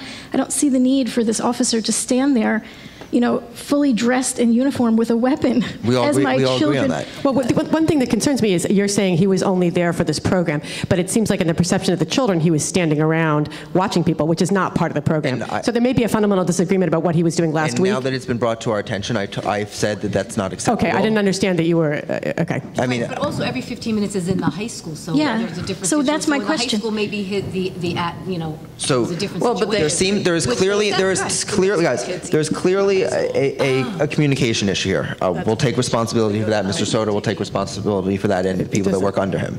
From now on, we've said what we think is an acceptable, at least what I think is an acceptable use, was Mr. Soto thinks is an acceptable use of this professional. I think what the parents and the students need to hear is some, reassurance of what's going to be happening from this point onward, because he was there today. He was in the hallway. He was staring at them as they walked into lunch. I don't think that's a very good. I think that's characterizing. It's not a characterization. It is literally a characterization. Okay, He wasn't walking It's in a the fact. hallway talking to somebody. He wasn't chatting. He was not speaking. He was not smiling. He was staring at them walking. To your kid, maybe. Like I'm not going to allow you to characterize him as just standing there as Multiple as a students wall. have said this. It's not just her students. Yes. It's been all over town.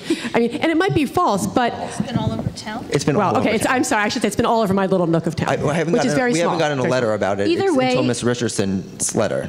Well, I mean, as soon as I heard about it, I actually wrote you a brought it to your letter. attention before Cherie sent the email. What? You were notified as soon as we knew, Yes. right? So when I heard, and you cannot rely on the students to bring home information like this to the parents, because this is how gossip begins. This is how rumors and negative gossip begins, and this is where trust starts to fall apart. And when you're talking, You understand you're perpetuating that by saying that he was standing there not doing anything. I'm speaking fact. We're reporting That's not, facts. You're not. Those are not. That's hearsay, and you know that as a lawyer that that's hearsay. It's hearsay, but that is what we rely So on. it's not fact. If it's hearsay, it's not Okay. fact. Adam, sometimes hearsay is fact. If I said Adam told me, that's hearsay, not a fact. That's a fact. I mean, come on. We're not at a hearing here. We do the best we can with the information that we get from multiple students. I mean, I don't believe that all these students were incorrect that he was standing there. I mean, students understand when somebody is there transacting business, shaking hands with people, talking to the principals, walking around. That's different. Can I say something? Yeah. I want to, Charisse, I wanted to point out something you did not say from your letter, which I really liked when I read your letter. You listed a bunch of ways that a police officer could work effectively with students, and I thought those were really good ideas if that's the goal of having a police officer here. Things like starting a police athletic league where the police service coaches, or start a game night, or hold career sessions for high schoolers about jobs in the law. We do. Getting to know you activities could also provide officers the opportunity to discuss with students the things that are really hard about their jobs.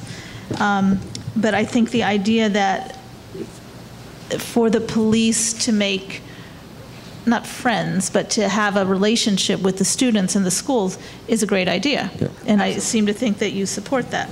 I realize I work in New Brunswick where every school has a school resource officer. Like, we're used to that. And I didn't really get it until I read your letter that is not common here in Highland Park. So No. it is awkward for lots of people, probably for the officer himself. So I wanted to thank you for putting those suggestions in here. Right. All right. So I'm going to move back to public comment. And if the board wants to talk about this further, we can talk about it in new or old business.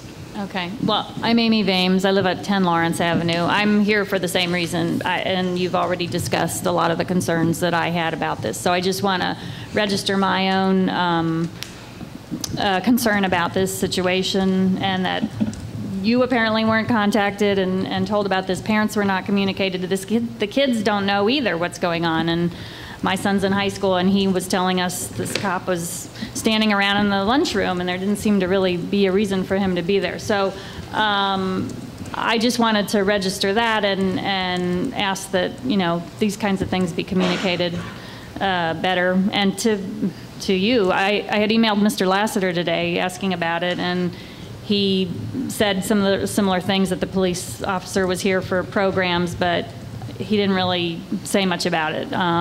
So if we could, parents and students could be, given more communication about this kind of thing, we'd appreciate it. So that was it. Thank you.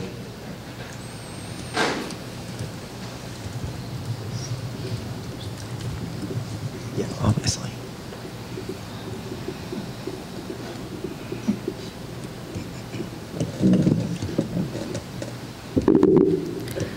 Melissa Newman, 215 Montgomery Street. I wanted to talk about the course guidelines, which is, well, whatever. Someone said that the actual wording of course descriptions isn't actually part of the policy, but I handed out to you guys at the beginning of the board meeting what I had driven up with how I think that course descriptions should be changed.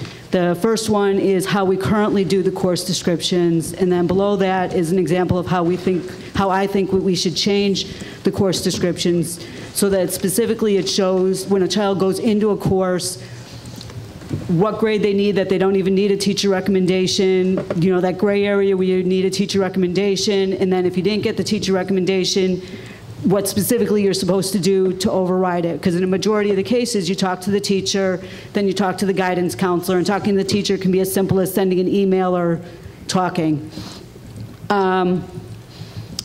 That's, I think, it. And I think it would be, oh, I also wanted to comment, Madam, you said we don't need to put this information into the course descriptions because everybody knows this information. That's not true at all.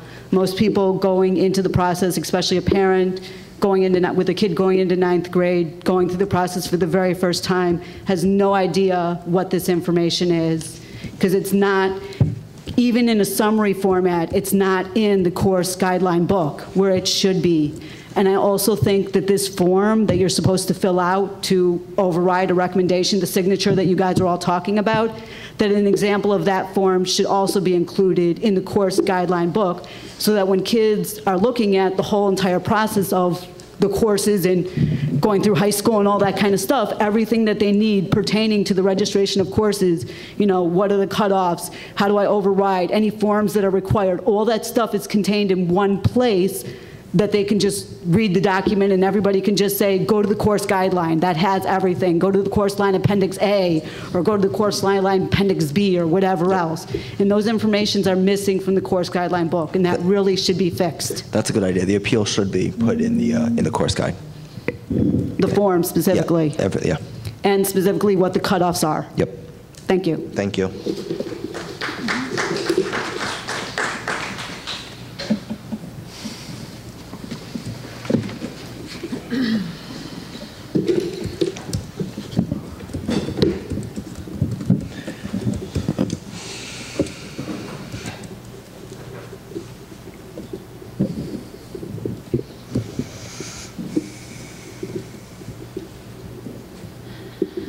Hello, my name is Allison Salerno, and I live at 66 Grant Avenue. Highland Park Public Schools appear to be on a course to hinder the education of our most vulnerable children by segregating them from their peers. At the May 4th Board of Ed meeting, we heard a presentation of plans to educate students with special learning needs.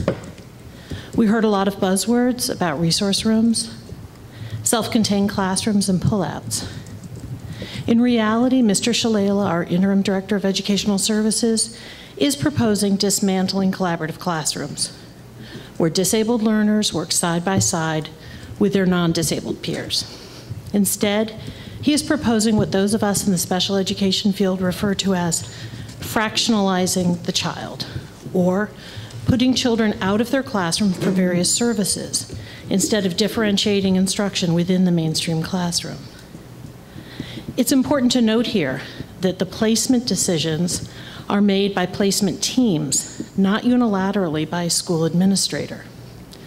Those teams, by federal law, must include the child's classroom teachers and the child's parents. Special education is an exacting process.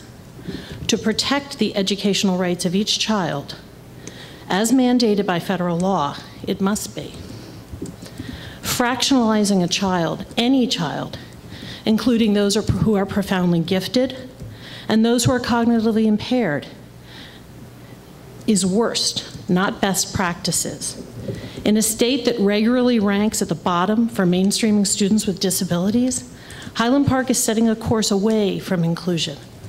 I urge the board to use evidence-based measures and to follow federal law when determining how its educational services are delivered. My concern is that the Board of Education members might be making policy decisions based on personal anecdotes instead of on evidence gathered from decades in peer-reviewed journals. I was particularly struck by discriminatory comments from a former school board president and current school board member at the last board meeting. The language was insensitive and contrary to decades of scholarly research into inclusive education.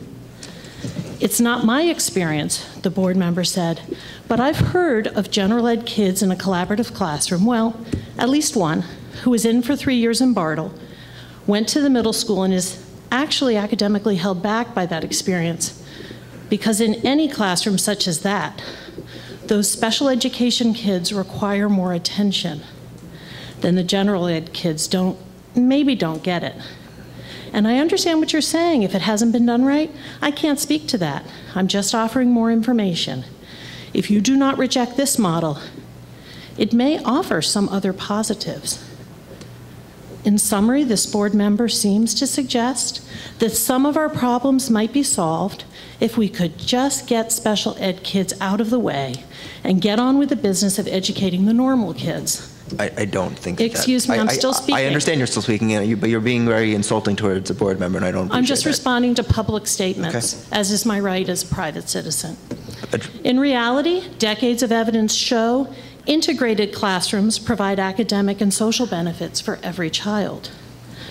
Rights Law, a noted educational website, states, while U.S. Department of Education Office of Special Education and Rehabilitation Service regulations permit consideration of the effect of the placement of a disabled student in a regular classroom on other students in that classroom, selected findings from federally funded research projects include: 1, achievement test performance among students who were classmates of students with significant disabilities were equivalent or better than a comparison group; 2, students develop more positive attitudes towards peers with disabilities; and 3, self-concept, social skills, and problem-solving skills improved for all students in inclusive settings.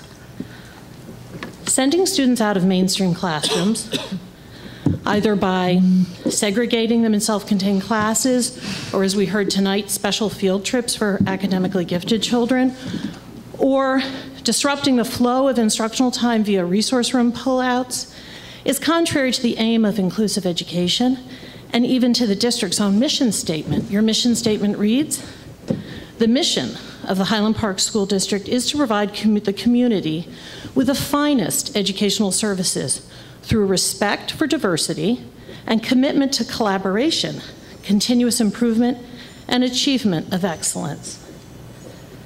The Supreme Court's landmark 1954 ruling in Brown versus Board of Education, which determined that racially segregated schools have no place in the field of education, was a precursor for the movement for the rights of children with disabilities.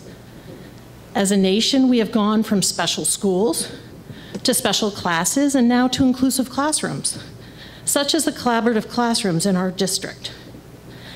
As the court ruled in Brown versus Board of Education, in the field of education, the doctrine of separate but equal has no place. The court's ruling reads in part, to separate them from the others of similar age and qualifications solely because of their race generates a feeling of inferiority as to their status in the community that may affect their hearts and minds in a way unlikely ever to be undone. Substitute the word special learning needs for the word race, and you can see clearly why I am so concerned. The board should not be setting policy based on anecdotes, either from board members, professionals in the field, or even from individual parents and students. As teachers tell their student writers, an anecdote is not evidence. The evidence is clear, and so is federal law. Mr. Shalala implied that we simply cannot afford to offer each student the least restrictive setting, but federal law requires us to, and years of research support these laws. Evidence shows that inclusive classrooms, not pullouts, and not self-contained classrooms, and not special field trips for certain students, have deep benefit to each child, regardless of disability, status, or degree of disability. The law requires this, and I would say we as a community have a legal obligation to uphold the civil rights of our special needs children.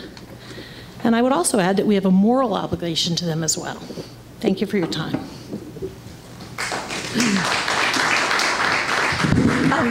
Thank you. Allison, I just wanted to say the thing that I remember most, and thank you for all your comments, when Mr. Shalala spoke at the last meeting was about how we don't create programs and force the kids into them, that we figure out what each kid needs and create the program around that. I don't have a child with special needs, but I remember thinking that if I did, I would like that explanation, because I didn't hear that all collaborative classrooms were going to be eliminated. Okay. I didn't hear that at all, so I was happy that there seems to be options for the kids. I would feel a lot better about Mr. Shalala's reassurances if all the IEPs for the children affected have already been conducted. And I know people who have their IEP meetings in June. So that is of concern to me. Placement decisions have to be made by placement teams on an individual level, not let's make a program and figure out how to put the kids in it. Okay, so I heard it differently from you. There are parents who haven't had their IEP meetings yet who are going to be affected by this, and that's a concern of mine. Okay. I didn't hear you say that. Thank you. So thank you. That's fine.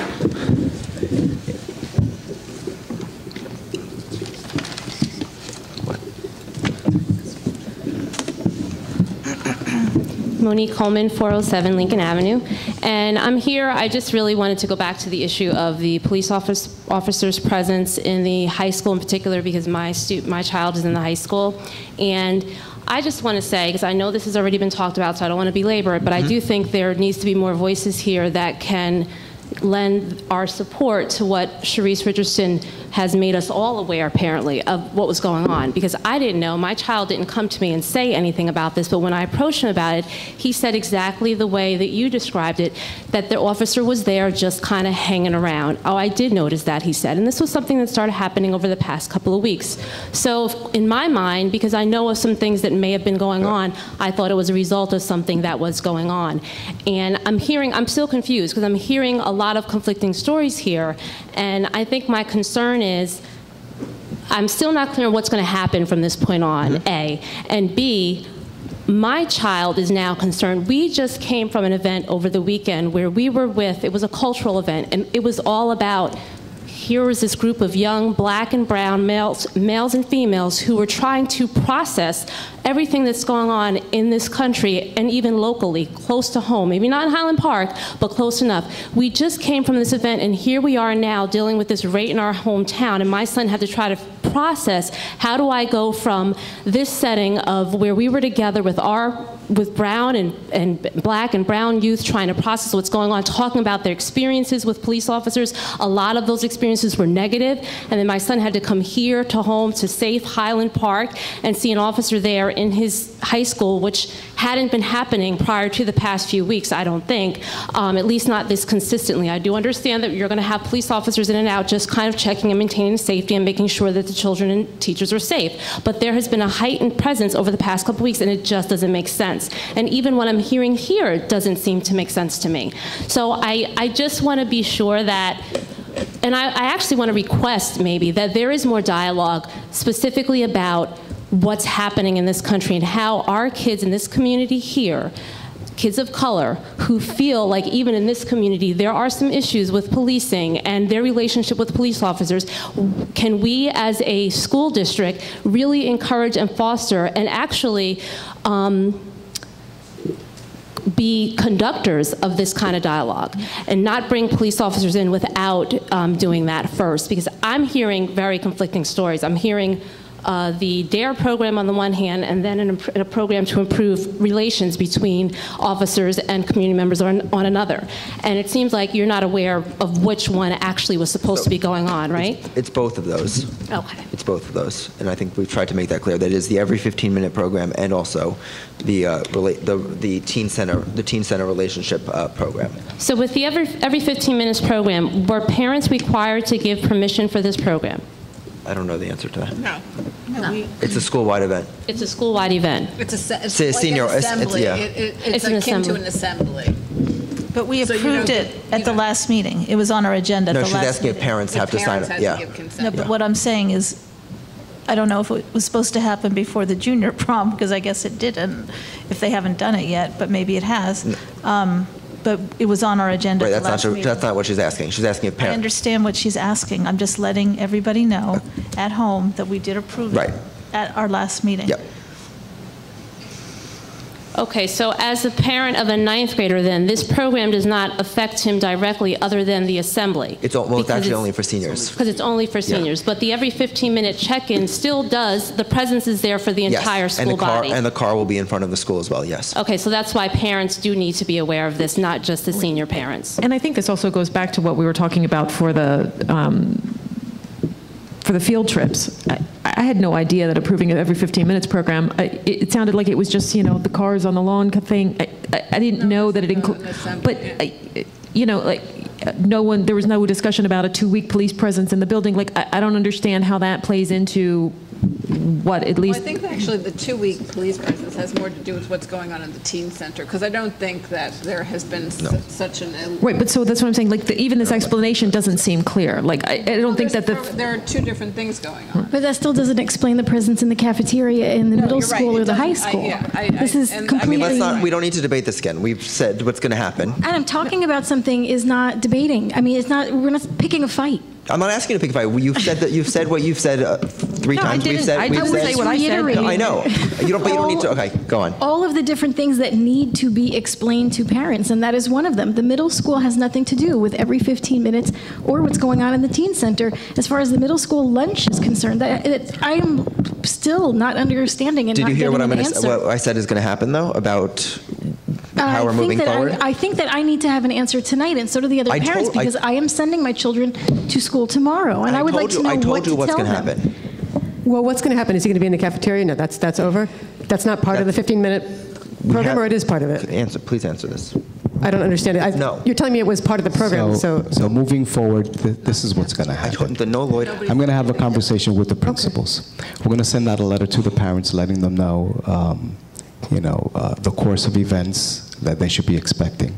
I'm going to require all of the principals to have just a 10-minute assembly with the students, letting them know why the police presence, because we want to assure the kids that they're safe, everything is fine. They're going to have a normal day. I'm going to have a conversation with the mayor and with the police captain, suggesting that a communique should go out to all of the parents to better explain this new initiative coming from the mayor's office. So moving forward, that's what's going to happen. And he's going to be directed to be in the school when there's a program going on that he's a party to. okay, so the program will no longer involve him being in the school in the same place on a regular basis. Okay. When he needs to be involved in the school, for the program, yes. I think everybody is okay with him coming in to talk to people. But I understood you to be saying that every 15 minutes or the other community program required him to be in the cafeteria, as long as we're clear that. Right, and even more so, I'll I have a misunderstood. I'm conversation sorry. with the police officer, because if the perception is that he's just lingering around staring at kids, that's not what we want. Right. Okay. No, that's really not what we want. Maybe he doesn't know this, but I'll have that conversation with him tomorrow also. And can the board also be sent more information on whatever the multiple Absolutely. programs are that are going on every 15 minutes, the day, whatever projects it is that he's working on, so we can be fully informed. I mean, and this is what I was trying to get at with my comment about the, akin to the field trips.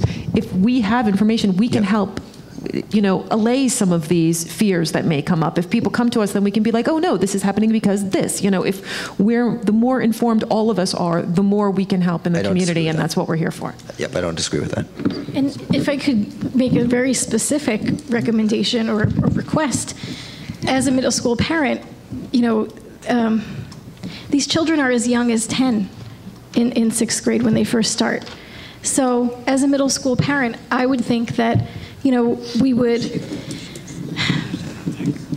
know what's going on in the school as parents, but that also the principal would be respectful of the children and explain to them what is happening before it happens. So, of course, I don't want to blame anyone. I don't want to name names, but I think that there is some sort of communication breakdown and a lack of respect, frankly, from the principal's office to the students in the middle school, because they do feel afraid. They do not know why this person is there. They do see his weapon, and they do, you know, they're affected by this. Okay. I would actually, sorry, let's, yeah, I'm going to, exactly. I know this is a yes, discussion, but I do just want to say in closing, thank you for really seriously addressing this, and I have to thank Sharice Richardson actually for bringing it to our attention. But I will say too that yes, I would just ask if there could be some real dialogue with the students. We're not in a bubble here, and our students are not just in Highland Park, and I will speak as a parent of a black male of color. I have to have discussions with him, and it's hard for him to kind of make the link and to know what to process and how to process what's happening here. So I would appreciate it if that consideration is given. Thank you. Thank you.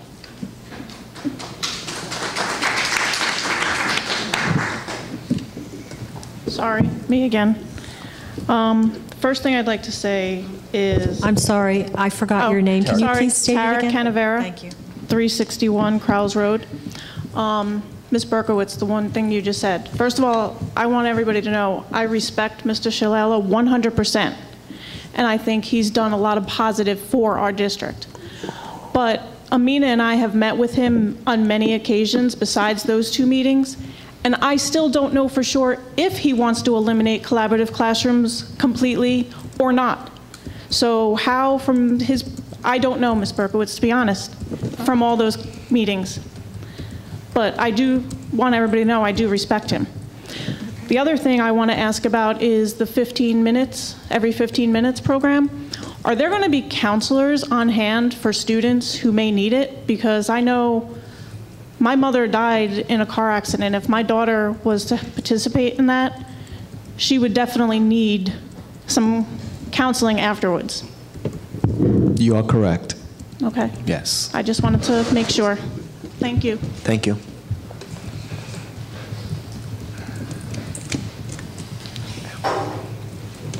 Hello, Anna Perez, 344 Becker Street, and it's a little bit old news, but still news. I want to speak about the ESL program. I am part of a committee of HP POSOC, HP Parents of Students of Color. That's called Bilingualism and Diversity, and we advocate for equal access, inclusion, and awareness of the multicultural experience. Believe it or not, I find out when we had the diversity dinner that we co-sponsor, there's people who don't know where the high school is in this town. So they certainly don't know what the Board of Education is and what's their policy. So we really need to go get the people where they are. We can just expect people to be knowledgeable. And as for the sentence, everybody knows, just erase that because no, it's not true. Most people do not know what they should know to operate within the district, because the regulation, policies, and practices, the more problematic item is what's not written, right? What we know because we know, because everybody we know knows, right? So that's privilege. Anyways, I want to go back to ESL. I am very pleased with the new tools we have for communication, which is the website, the new website.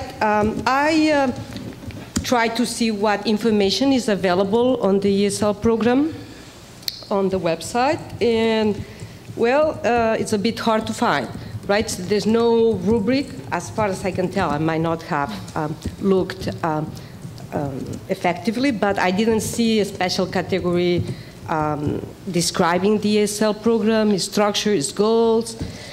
So I did a word search, right? I did a word search, and I think a lot of people, the ESL parents, they stop there if they even get there. I mean, it's not there, right? So I did the word search. You have to know it's called ESL. I mean, you have to know a certain Okay, so I found with the word search, I found 12 documents, and none of it is particularly informative. We have the policy that is referred in today's curriculum item number 6, the 2423, bilingual and ESL education, and it's a good policy to reread. So I invite the board to reread, because the numbers, for delivering for ESL program is when a district has 10 to 20, right? And bilingual, we should be offering a bilingual program because we have certainly more than 20 pupils in a language classification. We don't, because we get a waiver, and we're expected to offer substitutes to those programs. Anyways, if the board is interested in seeing what we have, other than the policy, we have a number of forms. So basically, it's the entry and exit forms, is the forms that the parents receive. So in a way, this is redundant, because if the parents are ESL parents, well, they've received the forms, right? And there's no explanations to how to use those forms. So it's the policy, which is a policy of 2012. And it would be certainly worth updating, particularly because in January, the Department of Education and the Office of Civil Rights came up with new policy, very important, very thorough policy regarding ESL programs, and I am not sure our policy is, aligned with those new guidelines. So it would be worth spending some time, trying to update that policy. So that's the items we have. I'll just pass it around the side. Let's see what's there. Now, I want to go back to the report that was presented to the board in December, because the ESL program and the changes that occurred in the beginning of this school year, the shelter instruction program, the grouping of students, that was referenced several times during the presentation of this new program we want to implement in special ed. So, we should know that while there's been work and there's been review and there's been a presentation of that review, the public doesn't know what the plan is. And I think the public needs to know what the plan is, and I think the board needs to know what the plan is. I'll just remind you of a few of the recommendations that were part of this presentation that was presented to the board in December. Some of them have been fulfilled, and I'm very happy that this is a work in progress, but only a work in progress. So, for instance, we filled the vacant ESL teaching position. That was item number 1. That was the most important thing, and the reason why everything collapsed last year is because we were missing one position. Another recommendation, I won't read them all, be assured, distribute English language learners, students across classes in any grade, so undo the groupings. That was done somewhat, right, in the beginning of the year, but only in certain grades, only in 3rd and 4th. And what we want to see is that so the undoing of the groupings was somewhat selective this year, and we want to, Mr. Slala has committed to not do those mistakes that were done under another administration, and I'm sure he'll keep his commitment to not make those mistakes again. There were other things. Also, developing a long-term plan for providing all elementary teachers with shelter instruction training. So, again, where are we at with this plan? Provide the new tools of assessment with multiple types of assessment of the entering students. Develop initial class lists by the end of June to ensure equitable distribution of students, I guess to avoid groupings, clusters. Now, by the end of June, I think it's crucial because this is May, so, we need to be working on this. Now, if we are going to go with the recommendations that were, submitted to the board, if you want to change those recommendations or do otherwise, then we need a plan. establish relationship with teacher preparation programs, establish relation with translation programs, establish relation with a grant writer, and improve accessibility to district webpage. I think the relationship building, that part is being done through the collaboration with Rutgers and the help of Mayor Curran. Improve accessibility to the district webpage. Well, so far my research, doesn't reflect much accessibility, and I'll end up just saying that, I was very happy. One of the recommendations was to establish a parent advisory committee, and at this podium we've tried to make it more clear that what we need, as mandated by law, is a bilingual advisory committee in which a majority of parents are parents of ESL. So that was a bit ambiguous in the recommendation, so I take the liberty of just, I know it's in the works, Mr. Slala. Just assure me this will happen, and Mr. Soto has pledged that this will happen. I just want to reiterate this. And also establish a district program review committee. That's still the recommendations, right, that were presented to you, that you were kind of implicitly approved, right? So this district program review committee also needs to occur at some point. I also want to remind you that the last item of your policy 2423 is, sorry, Mr. Soto, I'm delighted that you're staying around until the end of September. For me, I think for all parents, it's just a guarantee that things, not everything will have to be in turmoil, and that we will have continuity. So thank you very much on behalf of the community for that. And now the bad news is that the last item of this policy says the superintendent shall prepare and submit a plan for bilingual ESL or English language services every 3 years to the board and the New Jersey Department of Education for approval in accordance with the provisions of blah, blah, blah. So yeah, so the plan, I already requested, that plan last year, and, nothing happened. Nothing happened last year, nothing happened this year, so I think we have this plan, the 3-year plan, still in the works, and needs to be in the works. So thank you for your attention on this matter. I want to thank you. So I know you went through your little list of things that were discussed and initiatives that we were going to begin this year, and I'm happy to announce that most of your list, you checked it off. So in terms of professional development, we continued our professional development efforts for all of the teachers. We're going to expand that professional development effort next year. That is why I had recommended an increase of $25,000 for embedded professional development in the classrooms.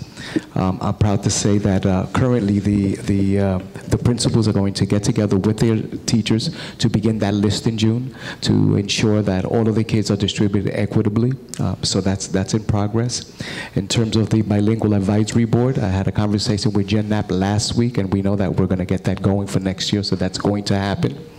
And last but not least, the 3-year plan for ESL bilingual. I promise you that before I leave, you will have a plan for consideration. I'll be working with Bill Schlala.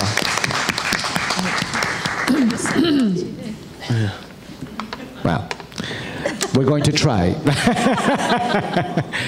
All right, and Bill, we'll have whatever problems, whatever challenges that we're going to face, we'll have that conversation. But what's important is by the next board meeting, I'll give you an update where we're at in that process, and if it's doable. All right, I don't want to promise something that is not doable, but I promise you that by the next board meeting, I will have a progress report. Okay, after my conversation with Bill. Thanks. And I actually just want to thank Anna. I honestly didn't know that there's literally nothing on our website regarding our ESL program. I mean, that's kind of shocking to me. I mean, we have, under curriculum, we have all of our curriculums for English, math, visual performing arts, world language, physical education, and health. There's no ESL curriculum. We've adopted an ESL curriculum. That's got to be there.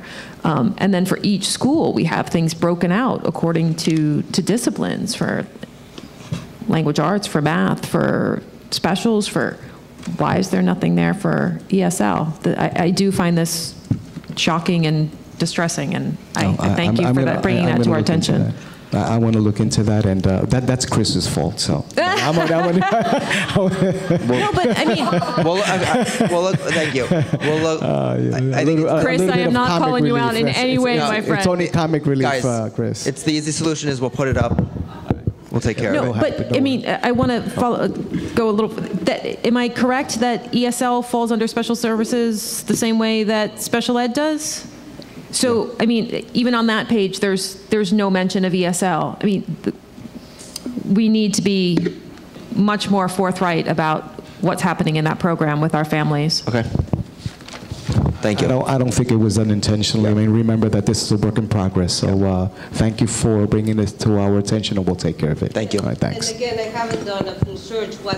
Use the mic, please. Yes, I haven't done a full search. This is like a very rudimentary search, and Chris' signature was everywhere, so I know it's a work in progress. Yeah. It's just that, I invite the board to, from time to time, put yourself in the mindset of a parent, ESL parent, a special ed parent of a child of color. Just put yourself in that mindset and just, how would I go about things, and what would I find, where would I go, who do I talk to, so I think that's a useful exercise to do from We'll time to absolutely time. bone up on it, thank you. Is there any other public comment?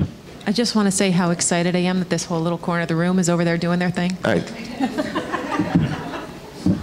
Melissa Newman, 215 Montgomery. My question is, when are the principals going to be getting logins for this new website that will give them editing privileges, so we don't have to put the whole entire responsibility of the website onto Chris, but it can be distributed between the different principals and then eventually trickle down to the teachers, et cetera? Yeah. Do you want to answer? If you have an answer. No.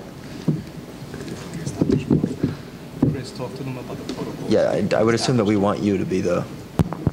What we have done, Jen and I have sat down and we have developed a point of contact in each building that was approved by the principals. So we will be working with them, and then we'll issue the logins to both principals and I guess the point of contact to make whatever necessary changes.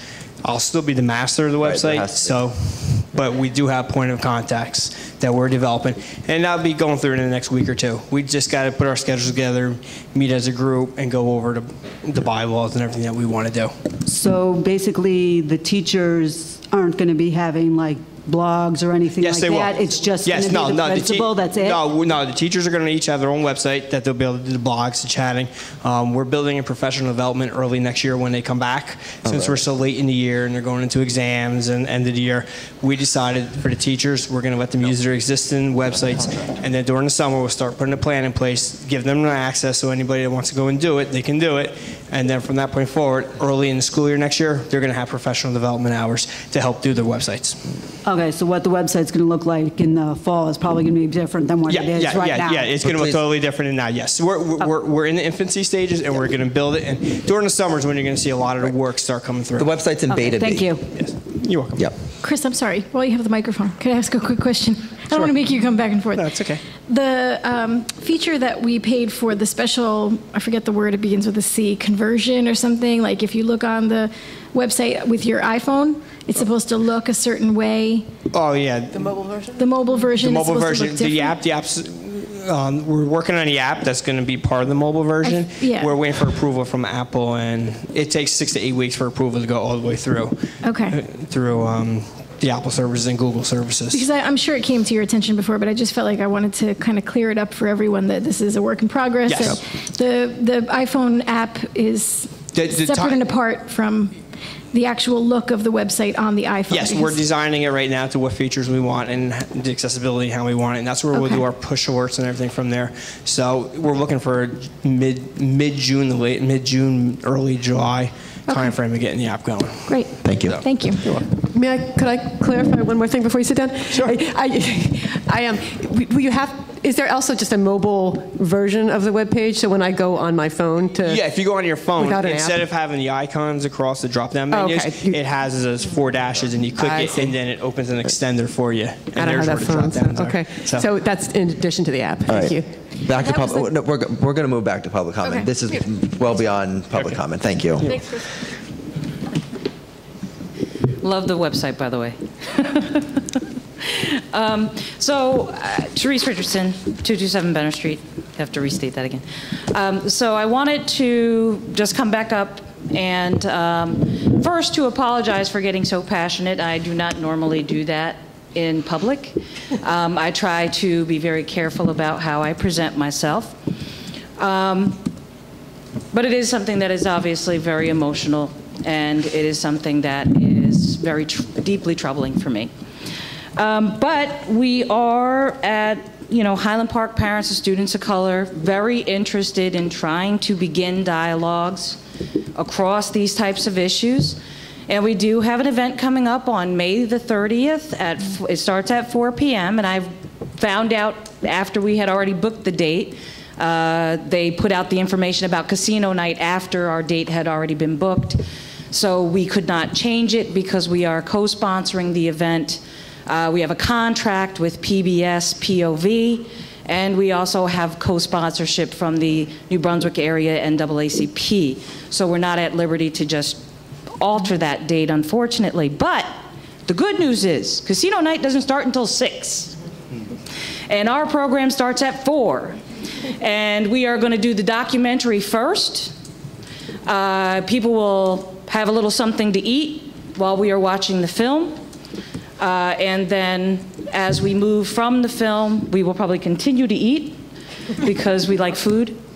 And then we will begin to have some dialogue about, sort of what is the American promise and how, what happens with our African American youth in terms of our educational systems, and how they navigate that, and where are their points of entry to change things, and how can we bring in, how can you sort of drive a wedge into different areas to begin to try to open up possibilities for increasing opportunities for students.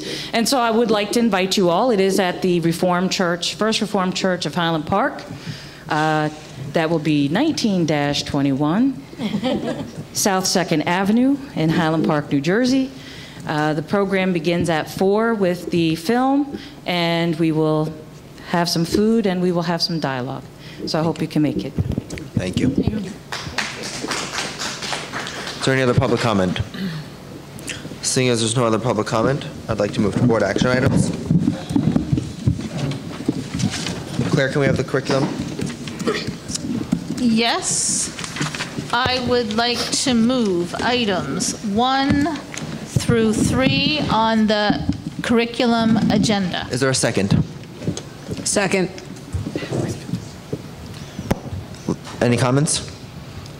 Linda, can we have a roll call, please? Ms. Versa? Yes. Ms. Berkowitz? Yes. Ms. Bull? Yes. Ms. Cimaresti? Yes, but I am going to abstain on to make the statement that I hope that in the future we get far more notice and far more information about field trips. Thank you. Ms. Gowan? Abstain on number 2, yes to everything else. Ms. McFadden DiNicola? Abstain on number 2 as well for the same reason as Darcy and Ann abstained, and yes on everything else. Mr. Roslowitz? Abstain on 2, yes on 1 and 3. Ms. Scherber? Yes. Mr. Sherman? Yes.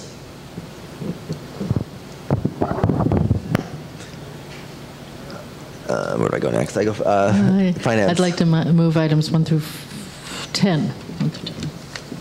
Second. Is there any conversation? Can I ask a question for my own enlightenment? Yep. On the athletic bill list, all the different individuals are those coaches? Is that? Oh, no. No, they're officials. Oh, officials. Oh, okay. Such as Refs and referees. Oh, okay. Things I just had no idea what they were. Thank you. Yep. Any other comments? I think we had said abstain on 2. That was approval for affiliation of agreement with Rutgers School of Psychology. No, that was in the curriculum. No. Not Under in finance. curriculum? You abstained on 2 and curriculum. Yes, that's what I'm saying is what was a mistake. No. No, you're right. You're not right. It's approval of field trips. Or you? Okay. All right. Yours looks different than mine, huh? She seems to have a different version. Maybe you're in a different place. Are you at a different month? Jesus. Okay. This This has been a problem for Got a it. while. They're Okay. not in chronological order. And You have to sort. You have to sort You it. can sort it Yeah. by chronological order. There's a listing Yep. feature. Are there any do it. comments All right, on? as long as I didn't vote, I just wanted to clear that up. No, I didn't steer you wrong, Michelle. No, okay. Well, Michelle and I made a mistake one time, so. Are there any Just other? wanted to clear Are there that any up. other comments? No, no other comments. We're good. Linda, can we have a roll, please? Ms. Aversa? Yes. Ms. Berkowitz? Yes. Ms. Bull? Yes. Oh, I do want to point out. I got okay. it. I'm on Ms. Simoresti? I abstain on 5 because it's related to my own travel, and yes on the rest. Ms. Gowan? Yes. Ms. McFadden Giannicola? Yes. Mr. Roslowitz? Yes. Ms. Scherber? Yes. Mr. Sherman? Yes. Jer? Yeah, I'd like to move items 1 through 4. Is there a second? Any comments? Linda, roll, please. Ms. Aversa?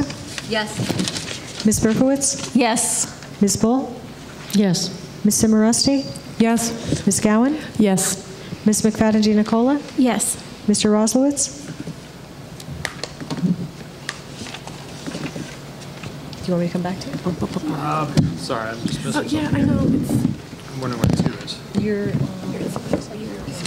Great, look at mine. I thought I printed that. Go back to You just want paper. I just want everything on paper. It's just so slow. What are we doing? What's wrong? 1. Yeah, where is 2? I have 2. You do? What's number 2? Because I don't have 2. 2 is reappoint. Oh no, I don't have 2.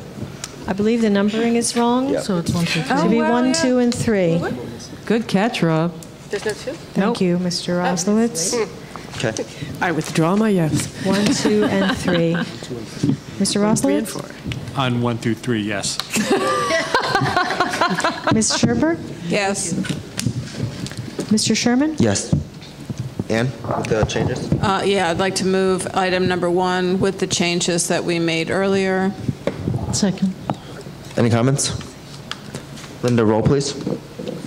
Ms. Aversa? Yes. Ms. Berkowitz? Yes. Ms. Bull? Yes. Ms. Simoresti? Yes. Ms. Gowan? Yes. Ms. McFadden Giannicola? Yes. Mr. Roslowitz? Yes. Ms. Scherber? Yes. Mr. Sherman? Yes. There is no president's report tonight. Is there any old business? I have, well, first of all, I would like to encourage you all, if you have not already, to purchase tickets for the Highland Park Educational Foundation Casino Night, which will take place, unfortunately, also on May 30th at 6 p.m. at the Center School. As you all know, they are very generous with our schools, with our teachers. They fill in gaps that we could not afford to fill, and they enrich our students' educational lives. So I'd like to encourage you all to attend that. Absolutely. I also have one really blast from the past question, Linda. Has the Irving gym floor situation been completely resolved? You know, in the middle of the night, like a week ago, I was like, I haven't heard any problems since the new floor has been installed. So they figured And it out. if it happened, if there is a problem in the next year, I know who I'm going to talk to about it. It's bad karma right there. I believe everything's good over there. Yeah, great. That actually is good. That was a mystery. Any other old business? Yes, I just wanted to report out that I did attend the New Jersey School Boards Association Delegate Assembly on Saturday morning. It's a very interesting process. It was very interesting to participate in that. Of the approximately 600 districts across the state, there was only 136 delegates there. Somehow that's magically a quorum. I'm not quite sure how less than a quarter of the districts represented is a quorum. I mean, for us, we have to have 5 out of 9 to have a quorum. And the resolution that we had discussed, which would have at least set school board policy to lobby the legislature to make a change to the lame duck session between November and January. That resolution was not adopted. It was very close. It was really fascinating because New Jersey School Boards Association was advocating that the policy be opposed, but there were multiple people there from multiple boards who had spoken to their boards and whose boards supported it. but we were not able to push the dial quite enough, so it was about a 51 to 49% vote, I believe, which I think was unfortunate, because I think that would have been a positive change for boards across the state. But now that I kind of understand the process and have been engaged in the process, it's something that I hope our board, really continues to pursue in the future, because this is how New Jersey School Boards Association policy is set. If there are things that we want the New Jersey School Boards Association to advocate for on behalf of our district and other districts across the state, this is how we tell them that we want to do it. Sometimes it seems there's a little snickering at the board table that resolutions are meaningless and toothless, but this is how you make a resolution mean something. You adopt a resolution at the board level that you feel can have an impact on the state level, and this is how you submit it, and this is how you get the process. It's devastating to me that so few boards seem to take part in this process, because this is what allows the New Jersey School Boards Association to set policy from the top down instead of from the bottom up.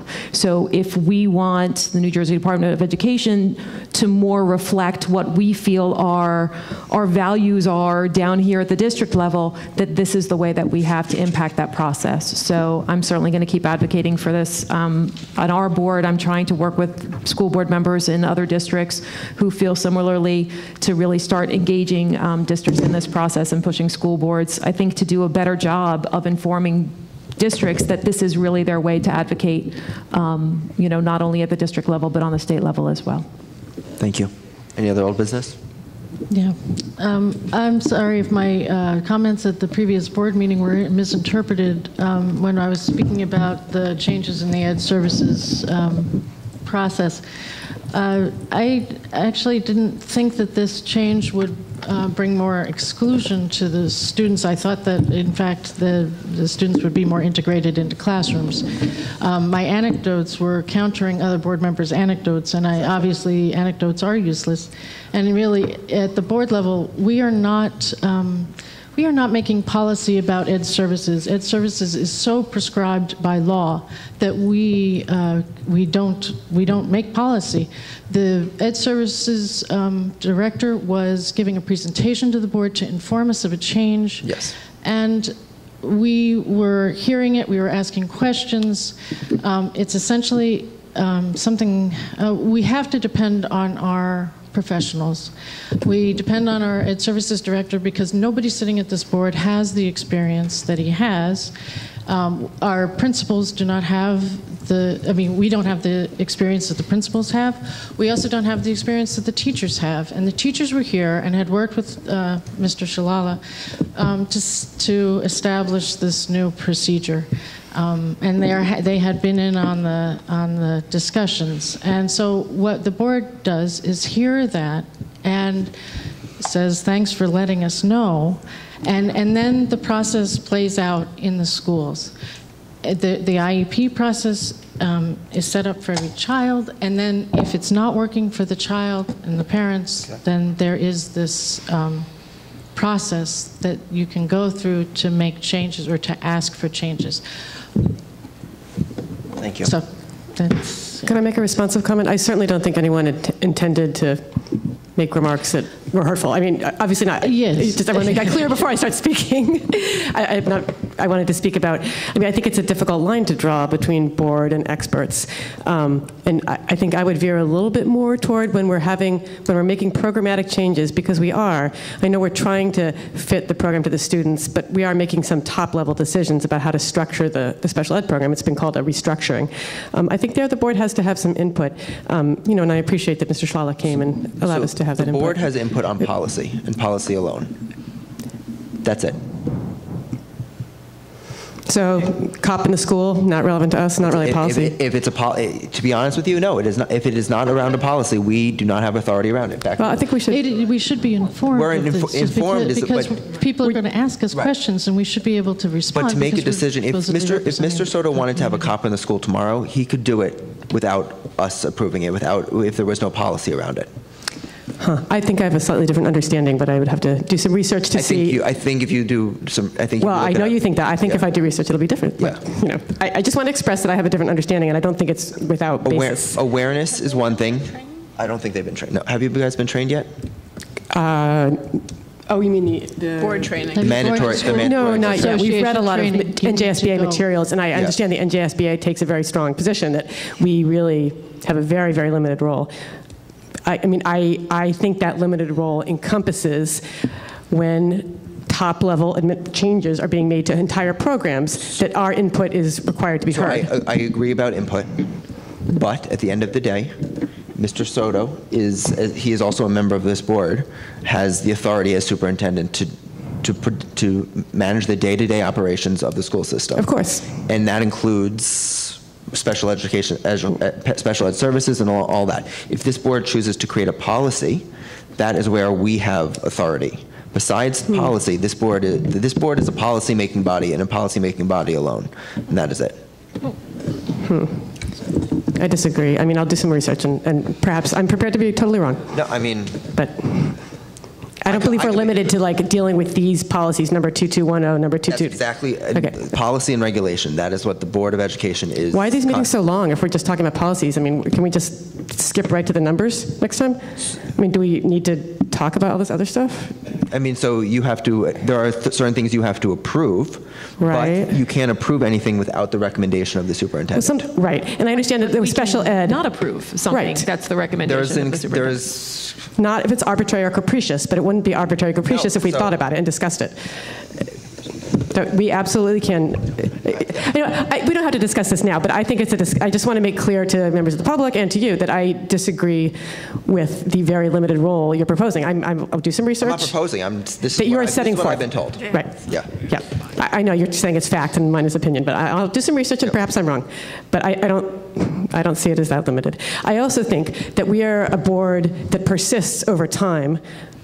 Right now, we are in a period of change. We have an interim superintendent who is wonderful, and we're so grateful that he's staying, and we wish he could stay longer. And we have an ed services director who is fantastic, and we're so delighted that he's going to be here next year.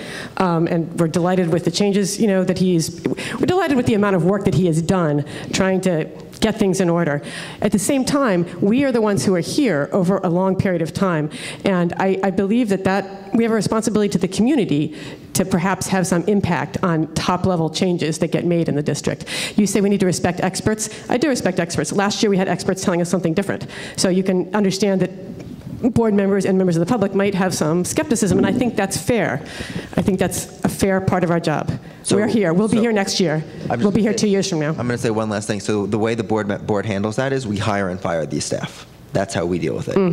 Yeah, That's one way. I'm sorry. I have to jump in there. I mean, when we've seen changes that have impacted children negatively, that we had community members standing up against, that we had board members standing up against, and then we see how it actually rolls out for our children, I'm sorry, I disagree. If we as board members see something happening, whether it's at the advice of an expert or someone we've hired, and we disagree with it, it is our obligation to stand up and to say something. So I also find it offensive that you would say in the face of board members who are advocating for something that they believe in on behalf of the children and parents of this district that you should really just stick to policy.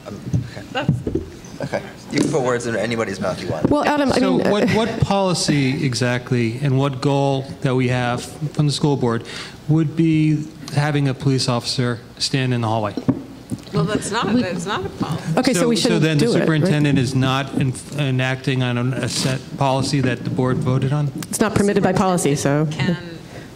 He administers the district. He But we're not administers talking about the school by administering the schools. administering No a one's policy saying- or a goal. We're not going to choose the cop. If it doesn't No exist. one is saying that we think we have the right to administer policy. We have or administer the schools, but we do have the right to question do have the proposals. right to question. So that's all we're saying. Yes. Yes, we can have board discussion. Yes. And if a recommendation is made by the superintendent or anyone else, we can say we disagree.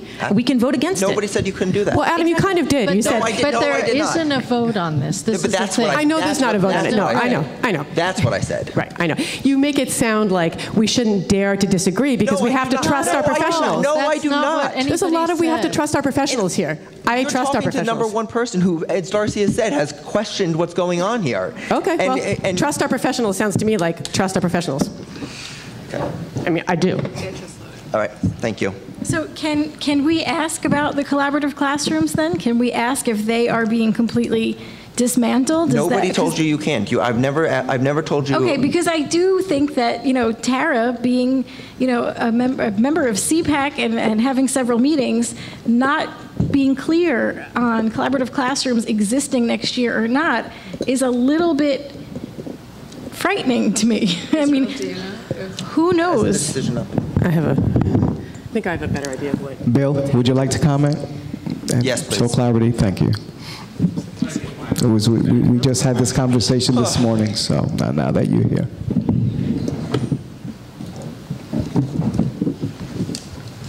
Bill Schlala, Interim Director of Special Ed. Thank you. I know Tara was not able to make the last meeting because she told me she wasn't going to be able to be here. And for that reason, she didn't see the presentation, which I think might have clarified things. I think some people have created in their mind a thought of what is that isn't necessarily. So let me clarify a couple of points. Unless the child study team, and I don't believe they did, misled the superintendent of schools last week, at Bartle School, where the majority of our collaborative classes are, all but about 3 or 4 of the students who next year will be 3rd, 4th, and 5th graders have had their IEP meetings. And according to the team, asked by the superintendent, though none of the parents, according to the team, disagreed with the new program and had the program explained to them. Now, that is not the 5th graders going to 6th. They haven't been done yet. That may or may not be all the children coming up from 1st to 2nd. But let me also give you one other example.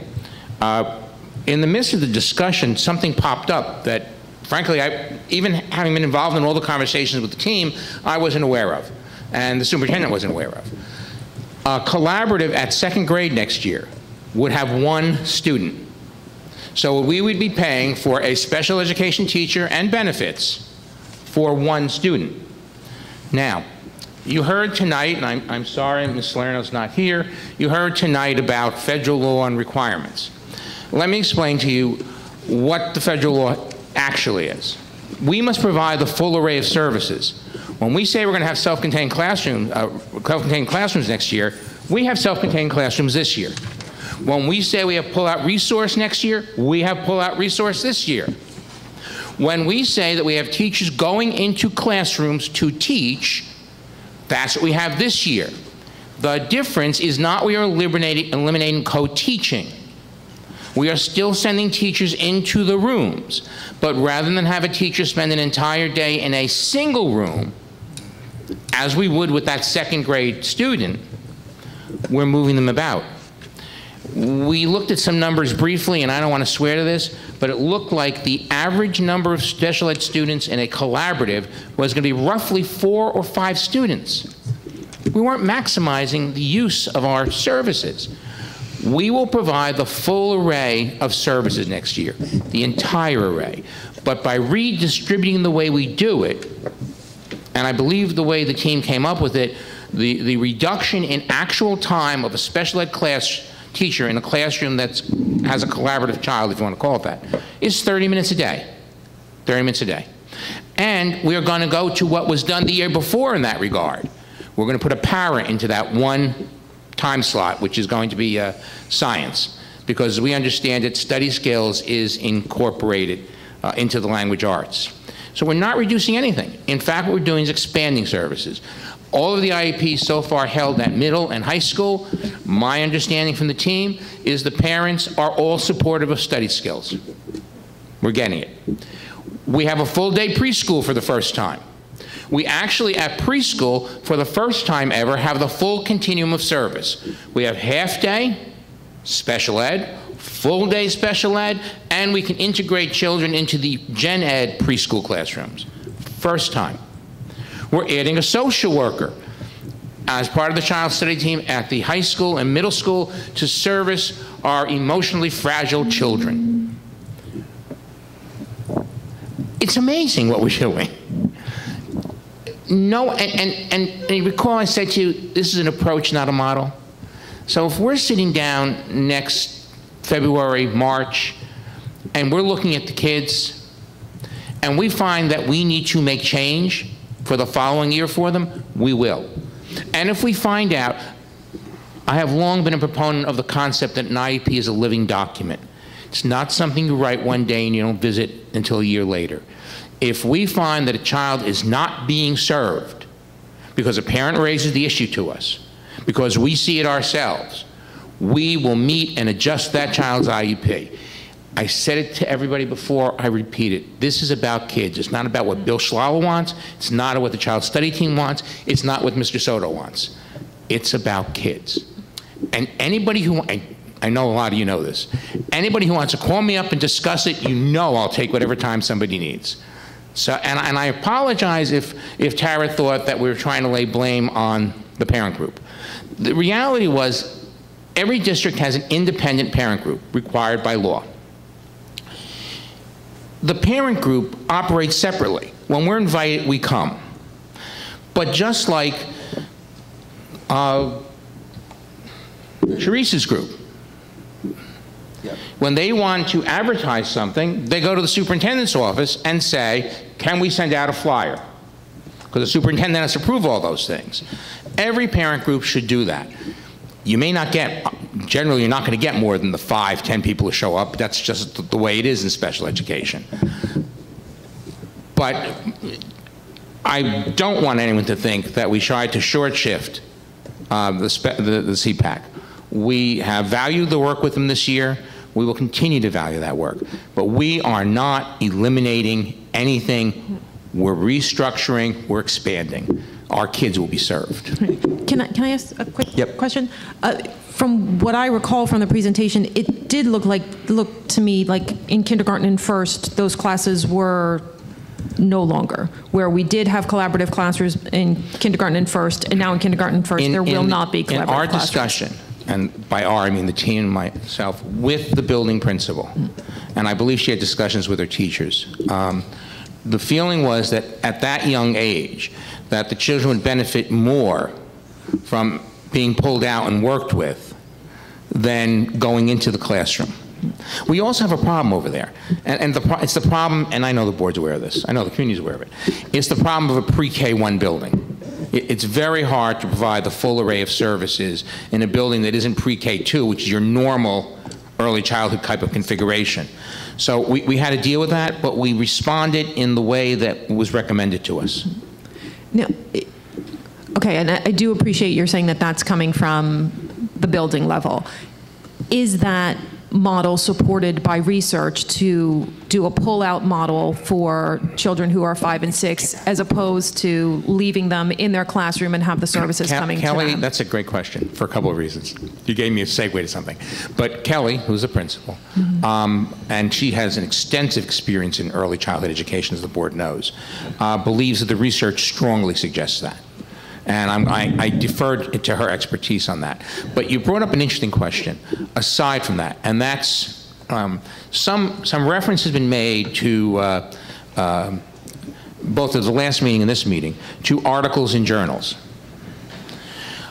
I want to tell you that you can write any article that's going to support anything. And the team advised me for the last presentation, don't put in the articles because you're just opening yourself up. Because I could have presented at that meeting a half-dozen articles that said things like, special ed teachers feel undervalued, not properly utilized in collaborative settings. I could have given you one that showed that children in pull-out resource benefit as much, if not more, than children in collaborative. I can go on. But I honestly also know that somebody else could probably pick up another 6 that said the opposite. The point is that there is a place for teachers going into classrooms.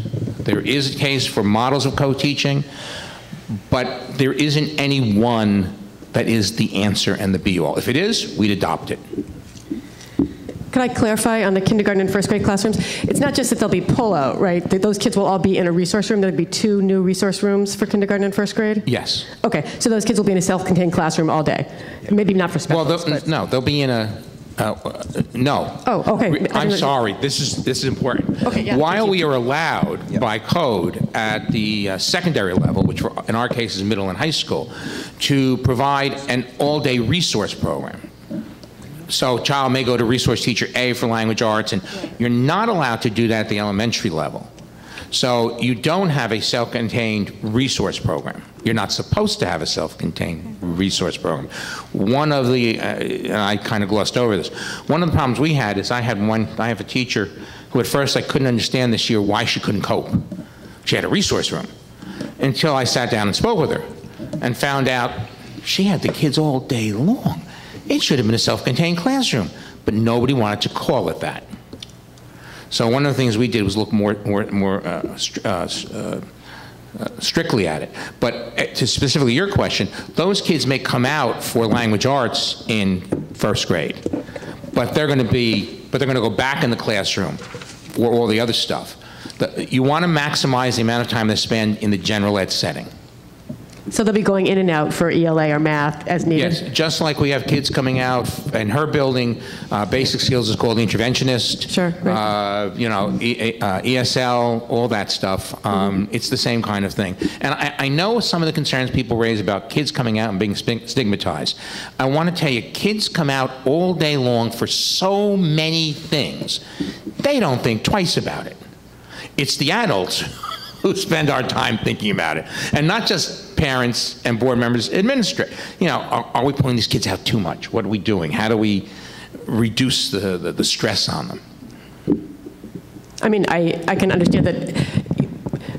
Had I a kindergartner, I would certainly. It's not just stigma, you know, a kindergartner being pulled in and out of the classroom. There's a reasonable viewpoint that says, you know, that's very difficult and stressful for the kindergartner, as opposed to staying in his classroom. And I want to tell you, generally when I've had the opportunity, when my numbers support it, I do things like I send occupational therapy and speech services into the room.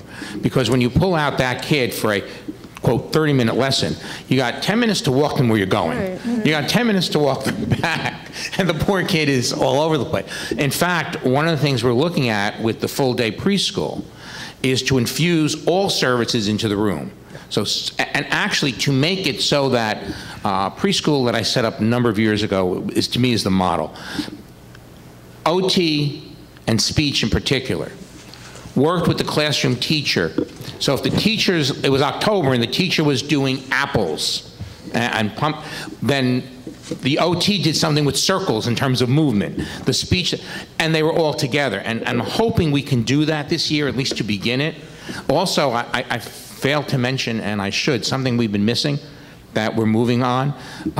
We had met with the autistic classroom teachers and the principals back in March, and we spoke about providing adaptive physical education for them, and we're looking to do that. And just last week, I met with a high school whose phys ed teachers and middle school teachers want to do adaptive PE. So I think we'll be adding adaptive PE across the board this coming year. Oh, so I think great. we got a lot of good stuff going on. Absolutely. I didn't mean to focus on only on the And I will be happy to come back and report to the board at any time on the progress of what we're doing. Thank you. I just wanted to say it was really reassuring what you said about, you know, the collaborative classroom model kind of being tweaked. And that's really what we're except for kindergarten and first grade, right? Yeah. I mean, except, yeah. And again, that's based on professional recommendation. But I had two questions, and one was the study skills are for middle schoolers. And high schoolers. And high schoolers. Those are for children who have IEPs, 504s, Yes. and IEPs? IEPs. Oh, just This IEPs. is all IEP driven at Okay. this point. Because I do know that, you know, general education students really need study skills in the middle school. You won't get an argument, but it's not my purview. But that's not who that's not who we talk to about So that. I just wanted to, you know, kind of ask if that was just for special education students. Yes. That was my question. Because we find our special education students have more problems with what is Yes. referred to today as executive functioning skills. Exactly. Okay. And then my second question was that Bartle, you said that they would get a para to help them with science. Yeah, not this year that we're in, but I found out in researching that last year they were sending a para into, well, at that time, science and social studies. But because social studies now is, I'm told, being integrated into the language arts component, we'll be sending that para. Actually, it was one of my teachers, special ed teachers, came over and spoke to me and said, you know, we used paras up until this year. I said, oh, let's think about that. So I spoke with the team, and we said, we can do that. We can pull that off. Let's do it. Because as far as I understand at Bartle, and I have a fourth grader, they're getting science every other week. Or every other, well, So I'm I not was sure how they're thinking- structured, but science and social studies generally at the elementary level are not 5-a-day-week Yeah. subjects. Not They anymore. alternate them, Yeah, yeah. and depends on the building. Some places simply will do every other day and keep on doing it that way. I don't know how it's implemented at Bartle.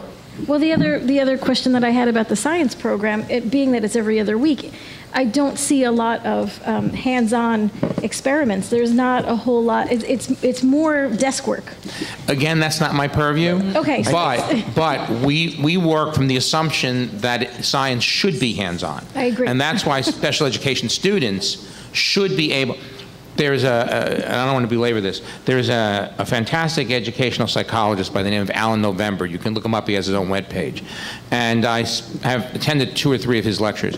And I recall him saying at one of them, if we approach special education differently, less oriented to book learning, more oriented to experiential learning, most of the kids classified as special ed would not be classified. Yep. Because they're experiential learners. And the more we can do of that, but that's a sea change. I understand that's not your purview. I was just trying to clarify how that would look with the changes. Sure. Yeah. Thank you. Thank you. Thank you very much. Thank you. Thank you. Thank you, Bill. Is there any other old business? Is there any new business?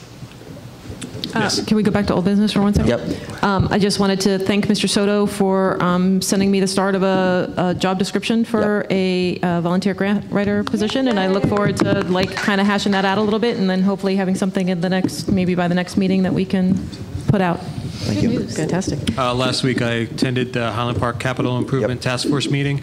The meeting was essentially to lay out the groundwork for where the report came from, and just to kind of distribute the document, the preliminary document, and garner some responses back to it, some of the assumptions that were made. There's going to be another meeting on June 16th. I'll find out the exact time because I don't have it in my notes here. But that meeting will be to further discuss any changes that they're making to the document, and then also to kind of clarify the wish list of things that we're looking for. Perfect. So just for the community and board's background on that, this is a program that the district and the town are participating in, that the Blaustein School of Planning and Public Policy is part of this, one of the student projects is doing a full evaluation of Highland Park and the needs of our district. Linda and myself had met with the group to talk about the finances of our district and the needs and wants of us, and I know that Mayor and the group had done that, and Rob attended the meeting and the presentation of that, which is great. I just want to follow up on that real quickly. It just reminded me of a point that I made when, right when we were doing reorg, and I think the idea just kind of got lost, but I would like to go back to it, which was the idea that we maintain a board calendar of all the meetings that board members are liaisons to, so, liaison to the Ed Foundation, liaison to Highland Park Parents of Students of Color, and that we actually have a segment of our agenda where we're reporting out on meetings that we've gone to. I think this is a real lost opportunity for communication where board members could be coming to the board table saying, here's the meeting that I attended, here's what was discussed, and just getting that information out to a broader audience. I think that's what we really need to be doing. And, then it gives us a good sense if people are not attending the meetings that they need to be attending, and, because, that's, this is one of our crucial roles as far as I'm concerned. So I'd really like to see if we can figure out a way to maintain a calendar and do that and keep more abreast of that from meeting to meeting. All right. And then to go back to so I guess this is really kind of old business, but this would be something else for Chris. But we've talked multiple times about fleshing out the board section of the website and adding in our photos and brief bios. This is actually more for the board, because I have presented my biography and my photo. I think you have as well.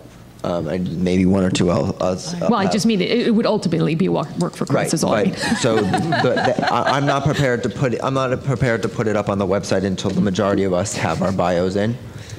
So who has all the bios? So if you have your own bio, we asked each board member to write their bio and That's send my it. question. Susan we sent has them it. to Susan. Linda, right? Linda and Susan, they both. Yeah. So Linda, can you send out a note to the people that have not submitted to you what you need? I hear you. Thank you. Who we are. and then when the information. We'll do a photograph. We'll do a photograph at the next meeting. Right. And when the information goes up on the website, what I'd like to see on there as well is terms, the current term, when the term is up, committees. I think that kind of information should be on there. The one thing that I just don't think that should go up is individual board members' email addresses. I think that anybody who emails the board should be emailing the full board. I think that's debatable, but I'll let that lie for now. And Chris is also offering you the opportunity that when you submit your photos, if you want to be Photoshopped, make them. Definitely, absolutely. Well, that's we're gonna another wait. service that we're Thank you, rendering. Chris. We're going to wait till I come back from Asia. Wait, I list of heard requirements. Saskia was doing like individual photos of, principals and stuff. We don't all get our portrait? I'm going to wait until I come back from my vacation tan. We So, just had Life Touch here for the spring all right. portraits. Too bad. So where are we? So I just have one thing that I want to talk about. I think just besides the new board members, I would really like for everybody to fulfill their training requirements. Everybody has been contacted by Linda, by Janet, but especially for the new board members, it would be really helpful if you guys could finish that within the month to kind of to fulfill the training requirements, so we can get up to speed. We have a year, right? We have until the end of the year. You do have a year, I but understand it's an right. introduction. It's supposed to be taken in the first month of your board. Oh, really? Okay. It is. Right. It's the introductory to the board and to understand, some of the things that we talked about. And I know we may disagree with it, but it does provide you where I get a lot of my background. Sure. on. Right. So if the new board members could finish that, that would be great. And all of us also, I think except for me, have requirements for training. No, I don't. I thought every board member did, no? It's first year of each subsequent term. Oh. No, I have it for second year. Yeah, there Right. were requirements So I for think you're in second your and third. first term. Oh, yeah. So So it's every year of your first term, but then a subsequent term is First year. Every term. of the Gotcha. subsequent term. So Well, I have one that I have not done yet. yeah. So if everybody could just complete their training, it would be beneficial. Thank you. Yeah, I'm done. Yeah, I'm done. Is there any other new business? Seeing as there's no business, I'd like to open it up for public comment. Is there any public comment? Seeing as there's no public comment, I'd like a motion to adjourn. Oh, is there new business? Do we do new business? We just, yeah. Oh, crap. I'm sorry. Excuse me. Oh, no, that's going to go up on Facebook tomorrow, I think, that I said a bad word. Excuse me. Parents are asking about the last 2 days of school. Do we know if they're going to be half days yet? Does that have to get decided later in the year? Do we know if after school will be offered? Can there be some communication from the administration to parents?